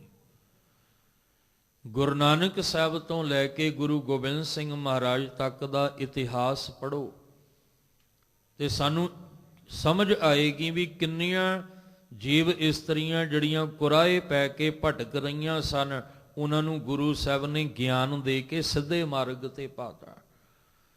ਤੇ ਜਦੋਂ ਉਹਨਾਂ ਨੂੰ ਸਿੱਧੇ ਮਾਰਗ ਤੇ ਪਾਇਆ ਤੇ ਉਹਨਾਂ ਨੇ ਆਖਿਆ ਕਿ ਅਸੀਂ ਐਸੇ ਗੁਰੂ ਤੋਂ ਬਲਿਹਾਰੇ ਜਾਈਏ ਜਿਨ੍ਹਾਂ ਨੇ ਸਾਨੂੰ ਕੁਰਾਏ ਪਿਆਂ ਹੋਇਆਂ ਨੂੰ ਰਾਹ ਪਾ ਦਿੱਤਾ, ਭੁੱਲੀਆਂ ਭਟਕਿਆਂ ਨੂੰ ਸਿੱਧੇ ਮਾਰਗ ਤੇ ਪਾ ਦਿੱਤਾ। ਐਸਾ ਗੁਰ ਵੱਡ ਭਾਗੀ ਪਾਇਆ। ਕਿਹਨਾਂ ਨੇ ਪਾਇਆ? ਸਾਹਿਬ ਕਹਿੰਦੇ ਭੂਲੇ ਮਾਰਗ ਜਿਨ ਹੈ ਬਤਾਇਆ। ਗੁਰੂ ਨਾਨਕ ਸਾਹਿਬ ਤੋਂ ਲੈ ਕੇ ਗੁਰੂ ਗੋਬਿੰਦ ਸਿੰਘ ਮਹਾਰਾਜ ਦਾ ਇਤਿਹਾਸ ਜਿਹੜਾ ਪੜ੍ਹੋ, ਕਿੰਨੇ ਐਸੇ ਜੀਵਨ ਨੇ ਜਿਹੜੇ ਕੁਰਾਏ ਪਏ ਸੀ ਤੇ ਗੁਰੂ ਸਾਹਿਬ ਨੇ ਗਿਆਨ ਦੇ ਕੇ ਰਾਹ ਪਾ ਦਿੱਤਾ ਉਹਨਾਂ ਨੂੰ। ਰੋਜ਼ਾਨਾ ਇਤਿਹਾਸ ਗੁਰੂ ਨਾਨਕ ਸਾਹਿਬ ਦਾ ਚੱਲ ਰਿਹਾ ਹੈ ਤੇ ਉਹਦੇ ਵਿੱਚ ਰੋਜ਼ਾਨਾ ਹੀ ਗੁਰੂ ਸਾਹਿਬ ਦੇ ਇਤਿਹਾਸ ਵਿੱਚ ਸਮਝ ਆ ਰਹੀ ਹੈ ਕਿਹਨਾਂ ਨੂੰ ਮਹਾਰਾਜ ਨੇ ਕੁਰਾਹੇ ਪਿਆਂ ਨੂੰ ਰਾਹ ਪਾਇਆ। ਜਿਹਦੇ ਵਿੱਚੋਂ ਭਾਈ ਕੌਡੇ ਦਾ ਆ ਜੀਵਨ ਹੁਣ ਲੰਘ ਕੇ ਗਿਆ, ਇਤਿਹਾਸ ਵਿੱਚ ਕੁਰਾਹੇ ਪਿਆ ਸੀ, ਮਹਾਰਾਜ ਨੇ ਰਾਹ ਪਾ ਦਿੱਤਾ। ਜਿਹੜਾ ਕੁਰਾਹੇ ਪਿਆ ਆਪ ਵੀ ਠੱਗਿਆ ਜਾ ਰਿਹਾ ਤੇ ਦੂਜਿਆਂ ਨੂੰ ਵੀ ਠੱਗ ਰਿਹਾ ਸੀ, ਮਹਾਰਾਜ ਨੇ ਰਾਹ ਪਾ ਦਿੱਤਾ। ਨਾ ਆਪ ਠੱਗਿਆ ਜਾਂਦਾ, ਨਾ ਕਿਸੇ ਨੂੰ ਹੁਣ ਠੱਗਦਾ, ਨਾ ਆਪ ਅੰਦਰੋਂ ਲੁੱਟਿਆ ਜਾ ਰਿਹਾ ਤੇ ਨਾ ਹੁਣ ਬਾਹਰੋਂ ਕਿਸੇ ਨੂੰ ਲੁੱਟਦਾ। ਹੁਣ ਅਵਸਥਾ ਐਸੀ ਬਣਾ ਦਿੱਤੀ ਕਿ ਹਰਿ ਕਾ ਨਾਮ ਧਿਆਏ ਸੁਣ ਸਭਨਾਂ ਨੂੰ ਕਰਦਾਨ। ਮਹਾਰਾਜ ਨੇ ਰਾਹ ਪਾ ਦਿੱਤਾ। ਧੰਨ ਗੁਰੂ ਗੋਬਿੰਦ ਸਿੰਘ ਮਹਾਰਾਜ ਪਾਤਸ਼ਾਹ ਜੀ ਦੇ ਕੋਲ ਪੈਂਡੇ ਖਾਂ ਫੌਜ ਲੈ ਕੇ ਆਉਂਦਾ। ਧਿਆਨ ਰੱਖਿਓ, ਕਈ ਪੁੱਛਦੇ ਆ ਵੀ ਪੈਂਦੇ ਖਾਂ ਤੇ ਗੁਰੂ ਹਰਗੋਬਿੰਦ ਸਾਹਿਬ ਵੇਲੇ ਹੋਇਆ। ਉਹ ਪੈਂਦੇ ਦੱਦੇ ਦੇ ਨਾਲ, ਇਹ ਪੈਂਡੇ ਡੱਡੇ ਦੇ ਨਾਲ। ਜਿਵੇਂ ਡੱਡਾ ਡਮਰੂ ਹੁੰਦਾ ਨਾ, ਪੈਂਡੇ, ਉਹ ਪੈਂਡੇ ਖਾਂ ਹੈ। ਉਹ ਕਹਿੰਦਾ ਗੁਰੂ ਗੋਬਿੰਦ ਸਿੰਘ ਮਹਾਰਾਜ ਨੂੰ ਹੰਕਾਰ ਨਾਲ ਭਰਿਆ ਸੀ ਨਾ, ਅੰਦਰੋਂ ਅੰਧਕਾਰ ਵਿੱਚ ਸੀ ਤੇ ਜਿੱਥੋਂ ਗਿਆਨ ਮਿਲਣਾ ਸੀ ਉਹਨਾਂ ਨੂੰ ਕਹਿੰਦਾ ਵੀ ਮੈਂ ਤੁਹਾਡੀ ਹਸਤੀ ਮਿਟਾ ਦਿਆਂਗਾ, ਮੈਂ ਤੁਹਾਡੀ ਹਸਤੀ ਨੂੰ ਮਿਟਾਉਣ ਆਇਆ, ਕਿਉਂਕਿ ਤੁਸੀਂ ਮੇਰੀ ਹਸਤੀ ਨਹੀਂ ਮਿਟਾ ਸਕਦੇ। ਕਿਉਂ ਨਹੀਂ ਮਿਟਾ ਸਕਦੇ? ਕਿਉਂਕਿ ਮੈਂ ਤੇ ਸਿਰ ਤੋਂ ਪੈਰਾਂ ਤੱਕ ਲੋਹੇ ਦੇ ਜੰਗਲੇ ਵਿੱਚ ਜਕੜਿਆ ਹੋਇਆ। ਮੈਂ ਤੇ ਐਸਾ ਆਪਣਾ ਕਵਚ ਬਣਾ ਕੇ ਆਇਆ ਸਿਰ ਤੋਂ ਪੈਰਾਂ ਤੱਕ, ਤੁਸੀਂ ਮੇਰੀ ਹਸਤੀ ਮਿਟਾ ਹੀ ਨਹੀਂ ਸਕਦੇ। ਪਰ ਗੁਰੂ ਗੋਬਿੰਦ ਸਿੰਘ ਜੀ, ਮੈਂ ਤੁਹਾਡੀ ਹਸਤੀ ਮਿਟਾ ਦੇਣੀ। ਅੰਧਕਾਰ ਸੀ ਨਾ, ਉਹ ਲੋਕ ਹਨੇਰੇ ਵਿੱਚ ਨੇ ਜਿਹੜੇ ਅੱਜ ਵੀ ਚ ਨੇ। ਉਹਨਾਂ ਨੂੰ ਸੋਝੀ ਨਹੀਂ ਹੈ ਕਿ ਜਿਹਨੂੰ ਅਸੀਂ ਮਿਟਾਉਣ ਜਾ ਰਹੇ ਹਾਂ ਉਹ ਤਾਂ ਫਿਰ ਵੀ ਜੁਗੋ ਜੁਗ ਅਟਲ ਰਹਿਣੇ ਆ। ਸਾਡੀ ਹਸਤੀ ਮਿਟ ਗਈ ਤੇ ਪਤਾ ਹੀ ਕੋਈ ਨਹੀਂ ਲੱਗਣਾ ਸਾਡਾ ਨਾਮੋ ਨਿਸ਼ਾਨ ਕਿੱਥੇ ਗਿਆ। ਦੋ ਚੀਜ਼ਾਂ ਧਿਆਨ ਰੱਖਿਓ ਜਿਹੜੀਆਂ ਪ੍ਰਗਟ ਕੀਤੀਆਂ ਨੇ ਗੁਰੂ ਗੋਬਿੰਦ ਸਿੰਘ ਮਹਾਰਾਜ ਨੇ। ਕੋਈ ਨਾ ਮਿਟਾ ਸਕਿਆ ਤੇ ਨਾ ਕੋਈ ਮਿਟਾ ਸਕਦਾ ਹੈ। ਤੇ ਜਿਹੜੇ ਆਉਣ ਵਾਲੇ ਸਮੇਂ 'ਚ ਕੋਸ਼ਿਸ਼ਾਂ ਕਰਦੇ ਆ ਨਾ, ਉਹਨਾਂ ਨੂੰ ਪਿਛਲਾ ਇਤਿਹਾਸ ਪੜ੍ਹ ਲੈਣਾ ਚਾਹੀਦਾ ਹੈ। ਦੋ ਚੀਜ਼ਾਂ ਗੁਰੂ ਗੋਬਿੰਦ ਸਿੰਘ ਮਹਾਰਾਜ ਨੇ ਪ੍ਰਗਟ ਕੀਤੀਆਂ ਨੇ। ਕਿਹੜੀਆਂ? ਖਾਲਸਾ ਅਕਾਲ ਪੁਰਖ ਕੀ ਫੌਜ, ਪ੍ਰਗਟਿਓ ਖਾਲਸਾ ਪਰਮਾਤਮ ਕੀ ਮੌਜ। ਕਿੰਨੇ ਸਾਕੇ ਵਰਤੇ, ਕਿੰਨੇ ਘੱਲੂ ਘਾਰੇ ਹੋਏ, ਕਿੰਨੇ ਸਿਰਾਂ ਦੇ ਮੁੱਲ ਪੈ ਗਏ, ਕਿੰਨਿਆਂ ਨੂੰ ਜਿਹੜਾ ਉਹ ਘਰ ਤੋਂ ਬਾਹਰ ਜੰਗਲਾਂ ਵਿੱਚ ਰਹਿ ਕੇ ਜੀਵਨ ਬਿਤਾਉਣਾ ਪੈ ਗਿਆ। ਪਰ ਕੀ ਇਹ ਖਾਲਸਾ ਅਕਾਲ ਪੁਰਖ ਕੀ ਫੌਜ ਮਿਟ ਗਈ? ਨਹੀਂ, ਫਿਰ ਵੀ ਦਿਨੋਂ ਦਿਨ ਚੜ੍ਹਦੀ ਕਲਾ 'ਚ ਹੈ। ਇਹਨੂੰ ਮਿਟਾਇਆ ਹੀ ਨਹੀਂ ਜਾ ਸਕਦਾ। ਪ੍ਰਗਟ ਕਰਨ ਵਾਲਾ ਕੌਣ ਹੈ? ਦਸ਼ਮੇਸ਼ ਪਿਤਾ ਗੁਰੂ ਗੋਬਿੰਦ ਸਿੰਘ ਜੀ। ਜੇ ਅੱਜ ਗੁਰੂ ਗ੍ਰੰਥ ਸਾਹਿਬ ਦੀ ਹਜ਼ੂਰੀ 'ਚ ਬੈਠੇ ਆ ਤੇ ਕੀ ਹੈ? ਆਗਿਆ ਭਈ ਅਕਾਲ ਕੀ ਤਵੇ ਚਲਾਇਓ, ਪੰਥ ਸਭ ਸਿੱਖਨ ਕੋ ਹੁਕਮ ਹੈ ਗੁਰੂ ਮਾਨਿਓ, ਗ੍ਰੰਥ ਗੁਰੂ ਗ੍ਰੰਥ ਜੀ ਮਾਨਿਓ, ਪ੍ਰਗਟ ਗੁਰਾਂ ਕੀ ਦੇ। ਤੇ ਜੇ ਕਿੰਨੀਆਂ ਕੋਸ਼ਿਸ਼ਾਂ ਹੋਈਆਂ ਗੁਰੂ ਗ੍ਰੰਥ ਸਾਹਿਬ ਜੀ ਨੂੰ ਅੱਜ ਤੱਕ ਤੁਸੀਂ ਵੇਖੋ ਕਿੰਨੇ ਯਤਨ ਕੀਤੇ ਗਏ। ਕੋਈ ਵਿੱਚ ਮਿਲਾਵਟ ਕਰਨ ਨੂੰ ਫਿਰਦਾ ਹੈ, ਕੋਈ ਬਾਣੀ ਵਿੱਚ ਰਲਾ ਕਰਨ ਨੂੰ ਫਿਰਦਾ ਹੈ, ਕੋਈ ਗੁਰੂ ਸਾਹਿਬ ਦੀ ਹਸਤੀ ਨੂੰ ਮਿਟਾਉਣ ਨੂੰ ਫਿਰਦਾ ਹੈ। ਤੇ ਕੀ ਮਿਟ ਗਏ? ਉਹ ਤਾਂ ਫਿਰ ਨਿਤ ਪ੍ਰਕਾਸ਼ ਹੁੰਦਾ ਹੈ। ਨਿਤ ਪਾਲਕੀ ਵਿੱਚ ਸਵਾਰ ਹੋ ਕੇ ਆਉਂਦੇ ਆ, ਪਾਲਕੀ 'ਚ ਸਵਾਰ ਹੋ ਕੇ ਜਾਂਦੇ ਆ ਸ਼ਾਹੀ ਸ਼ਹਿਨਸ਼ਾਹ ਦੇ ਰੂਪ ਵਿੱਚ। ਇਸ ਲਈ ਜੋ ਦੋ ਐਸੀਆਂ ਅਵਸਥਾਵਾਂ ਜਿਹੜੀਆਂ ਪ੍ਰਗਟ ਕੀਤੀਆਂ, ਨਾ ਮਿਟੀਆਂ ਨਾ ਮਿਟ ਸਕਦੀਆਂ ਤੇ ਨਾ ਕੋਈ ਮਿਟਾ ਸਕਦਾ ਹੈ। ਗੁਰੂ ਗੋਬਿੰਦ ਸਿੰਘ ਮਹਾਰਾਜ ਨੂੰ ਪੈਂਡੇ ਖਾਂ ਕਹਿੰਦਾ ਮੈਂ ਤੁਹਾਡੀ ਹਸਤੀ ਮਿਟਾਉਣਾ ਆ। ਤੇ ਗੁਰੂ ਗੋਬਿੰਦ ਸਿੰਘ ਮਹਾਰਾਜ ਜੀ ਕਹਿੰਦੇ ਆ ਇੱਕ ਵਾਰੀ ਅੱਖ ਭਰ ਕੇ ਵੇਖ ਲੈ, ਅੰਦਰ ਦਾ ਹਨੇਰਾ ਨਿਕਲ ਜਾਏਗਾ, ਭੁਲੇਖਾ ਨਿਕਲ ਜਾਏਗਾ। ਪਰ ਦੇਖਿਆ ਨਹੀਂ, ਮਹਾਰਾਜ ਨੇ ਇੱਕੋ ਹੀ ਤੀਰ ਕੰਨ ਤੋਂ ਆਰ ਪਾਰ ਕਰ ਦਿੱਤਾ ਤੇ ਨਾਲ ਹੀ ਪੈਂਡੇ ਖਾਂ ਦੀ ਹਸਤੀ ਮਿਟਾ ਦਿੱਤੀ। ਚਾਰੇ ਪਾਸੇ ਰੋਲਾ ਪੈ ਗਿਆ ਵੀ ਜਿਹੜਾ ਹਉਮੈ ਦੀ ਬੋਲੀ ਬੋਲਦਾ ਪਿਆ ਸੀ, ਇਹ ਬੋਲਣ ਵਾਲਾ ਹੁਣ ਇੱਕ ਸ਼ਬਦ ਨਹੀਂ ਬੋਲ ਰਿਹਾ। ਕਿਉਂ? ਕਿਉਂਕਿ ਜਿਹੜਾ ਗੁਰੂ ਦੀ ਹਸਤੀ ਮਿਟਾਉਣ ਆਉਂਦਾ ਨਾ, ਉਹਦੀ ਹਸਤੀ ਫਿਰ ਇਸ ਤਰ੍ਹਾਂ ਮਿਟਦੀ ਹੈ, ਮੁੜ ਕੇ ਬੋਲਣ ਜੋਗਾ ਨਹੀਂ ਰਹਿੰਦਾ ਉਹ। ਇਸ ਲਈ ਗੁਰੂ ਗੋਬਿੰਦ ਸਿੰਘ ਮਹਾਰਾਜ ਦੇ ਦਰ ਉਤੇ ਬੜੇ ਬੜੇ ਹੰਕਾਰੀ ਆਏ ਨੇ, ਬੜੇ ਬੜੇ 22 ਧਾਰ ਦੇ ਰਾਜੇ, ਕਹਿਲੂਰੀ ਰਾਜੇ, ਭੀਮ ਚੰਦ ਵਰਗੇ ਵੀ ਆਏ ਜਿਹੜੇ ਆਪਣੇ ਹੰਕਾਰ ਦਾ ਪ੍ਰਗਟਾਵਾ ਕਰਦੇ ਰਹੇ। ਜਿਵੇਂ ਕਬੀਰ ਸਾਹਿਬ ਕਹਿੰਦੇ, ਕਬੀਰ ਗਰਬ ਨਾ ਕੀਜੀਏ, ਉੱਚਾ ਦੇਖ ਆਵਾਸ, ਆਜ ਕਾਲ ਭੋਏ ਲੇਟਣਾ ਉਪਰ ਜਾਮੇ ਘਾਸ। ਗੁਰੂ ਗੋਬਿੰਦ ਸਿੰਘ ਮਹਾਰਾਜ ਜਦੋਂ 5 ਸਾਲਾਂ ਦੇ ਸਨ ਤੇ ਜਦੋਂ ਪਟਨੇ ਦੀ ਧਰਤੀ ਉਤੇ ਨਵਾਬ ਚੜ੍ਹ ਕੇ ਆਉਂਦਾ ਹੈ ਤੇ 5 ਸਾਲ ਦੀ ਆਰਜ਼ੂ ਵਿੱਚ ਗੁਰੂ ਗੋਬਿੰਦ ਸਿੰਘ ਜੀ ਗੋਬਿੰਦ ਰਾਏ ਦੇ ਰੂਪ ਵਿੱਚ ਸੀਸ ਨਹੀਂ ਝੁਕਾਉਂਦੇ। ਜਦੋਂ ਸੀਸ ਨਾ ਝੁਕਾਇਆ ਤੇ ਰੋਲਾ ਪੈ ਗਿਆ ਵੀ ਨਵਾਬ ਹੁਣ ਜਿਹੜਾ ਕੁਛ ਨਾ ਕੁਛ ਜ਼ਰੂਰ ਕਰੇਗਾ, ਇਹ ਕਾਰਵਾਈ ਕਰੇਗਾ ਵੀ ਇਹਨਾਂ ਨੇ ਸੀਸ ਨਾ ਆਪ ਝੁਕਿਆ ਤੇ ਨਾ ਆਪਣੇ ਸਾਥੀਆਂ ਨੂੰ ਝੁਕਣ ਦਿੱਤਾ। ਗੁਰੂ ਗੋਬਿੰਦ ਸਿੰਘ ਮਹਾਰਾਜ ਜੀ ਦੇ ਮਾਤਾ ਜੀ, ਮਾਤਾ ਗੁਜਰ ਕੌਰ ਜੀ, ਉਹਨਾਂ ਨੂੰ ਜਦੋਂ ਕਹਿੰਦੇ ਨੇ ਆ ਸ਼ਿਕਾਇਤ ਕੀਤੀ ਵੀ ਨਵਾਬ ਬੜਾ ਗੁੱਸੇ ਵਿੱਚ ਹੈ, ਬੜਾ ਕ੍ਰੋਧ ਵਿੱਚ ਹੈ, ਉਹ ਕੁਝ ਨਾ ਕੁਝ ਕਾਰਵਾਈ ਕਰੇਗਾ। ਦੇਖੋ ਗੋਬਿੰਦ ਰਾਏ ਜੀ ਤੇ ਨਾਲ ਦੇ ਸਾਥੀਆਂ ਨੂੰ ਵੀ ਸਿਰ ਨਹੀਂ ਝੁਕਾਉਣ, ਸਲਾਮ ਨਹੀਂ ਕੀਤੀ।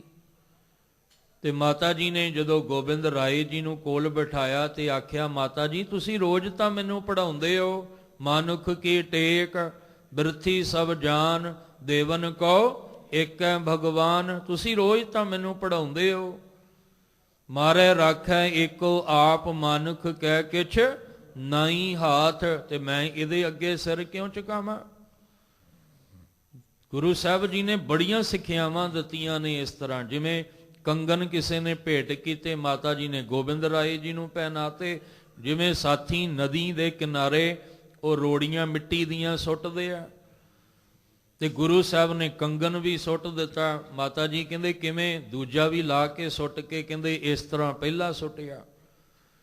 ਕਹਿੰਦੇ ਇਹ ਕੀ ਲਾਲ ਜੀ, ਇਹ ਕੀ? ਕਹਿਣ ਲੱਗੇ ਮਾਤਾ ਜੀ ਤੁਸੀਂ ਰੋਜ਼ ਤਾਂ ਪੜਾਉਂਦੇ ਹੋ, ਜੋ ਨਰ ਦੁੱਖ ਮੈਂ ਦੁੱਖ ਨਹੀਂ ਮਾਨੈ, ਸੁਖ ਸਨੈ ਅਰ ਭੈ ਨਹੀਂ ਜਾਂਕੈ, ਕੰਚਨ ਮਾਟੀ ਮਾਨੈ। ਉਹ ਮਰਦ ਅਗੰਬੜੇ ਸਤਿਗੁਰੂ ਗੁਰੂ ਗੋਬਿੰਦ ਸਿੰਘ ਜੀ ਦੇ ਜਗੋਂ ਅੱਗੋਂ ਸਾਹਿਬਜ਼ਾਦੇ ਸੂਬਾ ਸਰਹੰਦ ਦੇ ਵਿੱਚ ਕੋਸ਼ਿਸ਼, ਜ਼ੋਰ ਲੱਗਾ ਪਿਆ, ਪੂਰਾ ਜ਼ੋਰ ਲੱਗਾ ਪਿਆ ਵੀ ਸਾਹਿਬਜ਼ਾਦਿਆਂ ਦੇ ਸਿਰ ਸੂਬਾ ਸਰਹੰਦ ਅੱਗੇ ਝੁਕ ਜਾਣ। ਪਰ ਉਹਨਾਂ ਆਖਿਆ ਸੀ ਉਹ ਗੁਰੂ ਗੋਬਿੰਦ ਸਿੰਘ ਜੀ ਦੇ ਲਾਲ ਆ, ਤੇ ਜੇ ਉਹਨਾਂ ਨੇ 5 ਸਾਲ ਦੀ ਉਮਰ ਵਿੱਚ ਨਵਾਬ ਅੱਗੇ ਸਿਰ ਨਹੀਂ ਝੁਕਾਇਆ ਤੇ ਤੂੰ ਕਿਹੜੇ ਭੁਲੇਖੇ ਵਿੱਚ ਆ ਵੀ ਉਹਨਾਂ ਦੇ ਪੁੱਤਰਾਂ ਦੇ ਸਿਰ ਤੂੰ ਸਾਡੇ ਅੱਗੇ, ਆਪਣੇ ਅੱਗੇ ਝੁਕਾ ਲਏਗਾ। ਅੱਜ ਅਸੀਂ ਕਿੱਥੇ ਖਲੋਤੇ ਆ? ਅਸੀਂ ਵੀ ਤੇ ਕਹਾ ਰਹੇ ਹਾਂ ਗੁਰੂ ਗੋਬਿੰਦ ਸਿੰਘ ਜੀ ਅਸੀਂ ਤੁਹਾਡੇ ਧੀਆਂ ਪੁੱਤਰ ਆ, ਤੇ ਅਸੀਂ ਝੁਕ ਕਿੱਥੇ ਰਹੇ ਹਾਂ। ਇਹਦਾ ਮਤਲਬ ਸਾਨੂੰ ਪਤਾ ਹੀ ਨਹੀਂ ਅਸੀਂ ਕਿਸ ਗੁਰੂ ਦੇ ਲੜ ਲੱਗੇ ਆ, ਅਸੀਂ ਕਿਹੜੇ ਬਾਟੇ ਵਿੱਚੋਂ ਖੰਡੇ ਦੀ ਪੌਲ ਲਈ ਹੈ, ਅਸੀਂ ਕਿਹੜੀ ਬਾਣੀ ਦਾ ਅਭਿਆਸ ਕਰਦੇ ਆ। ਉਹ ਜਿਹੜਾ ਖੰਡੇ ਦੀ ਪੌਲ ਜਿਹਦੇ ਚੋਂ ਖਾਲਸਾ ਪ੍ਰਗਟ ਹੋਇਆ, ਉਹ ਖਾਲਸਾ ਜੰਗਲ ਵਿੱਚ ਤਾਂ ਰਹਿ ਸਕਦਾ ਹੈ, ਭੁੱਖਾ ਭਾਣਾ ਤੇ ਰਹਿ ਸਕਦਾ ਹੈ, ਪਰ ਉਸ ਖਾਲਸੇ ਨੂੰ ਕੋਈ ਮਿਟਾ ਨਹੀਂ ਸਕਦਾ। ਗੁਰੂ ਗ੍ਰੰਥ ਸਾਹਿਬ ਦੀ ਬਾਣੀ ਪੜ੍ਹ ਕੇ ਅੰਦਰ ਜਾਗ ਲਾਉਂਦੇ ਹਾਂ ਅਸੀਂ, ਉਹ ਬਾਣੀ ਵਿੱਚ ਇੰਨੀ ਪਾਵਰ ਹੈ ਕਿ ਬਾਣੀ ਨੂੰ ਮਿਟਾਉਣ ਵਾਲੇ ਮਿਟ ਜਾਂਦੇ ਆ, ਪਰ ਬਾਣੀ ਦਾ ਪ੍ਰਕਾਸ਼ ਤੇ ਨਿਤ ਹੁੰਦਾ ਹੈ।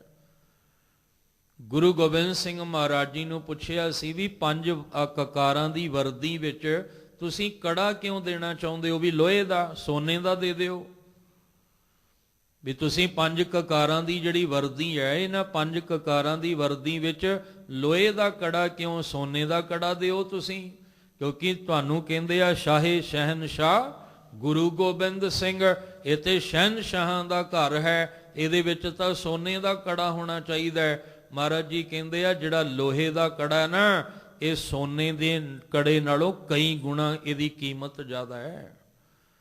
ਹੁਣ ਆਪਾਂ ਮਾਇਆਵੀ ਰੰਗਾਂ 'ਚ ਸੰਸਾਰੀ ਲੋਕ ਕਵਾਂਗੇ ਇਹ ਕਿਵੇਂ ਹੋ ਸਕਦਾ ਹੈ?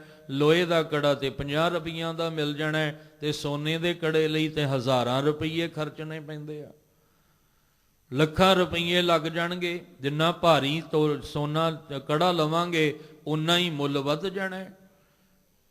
ਗੁਰੂ ਗੋਬਿੰਦ ਸਿੰਘ ਮਹਾਰਾਜ ਨੂੰ ਪੁੱਛਿਆ ਵੀ ਤੁਸੀਂ ਸੋਨੇ ਦਾ ਕੜਾ ਕਿਉਂ ਨਹੀਂ ਦੇਣਾ ਚਾਹੁੰਦੇ?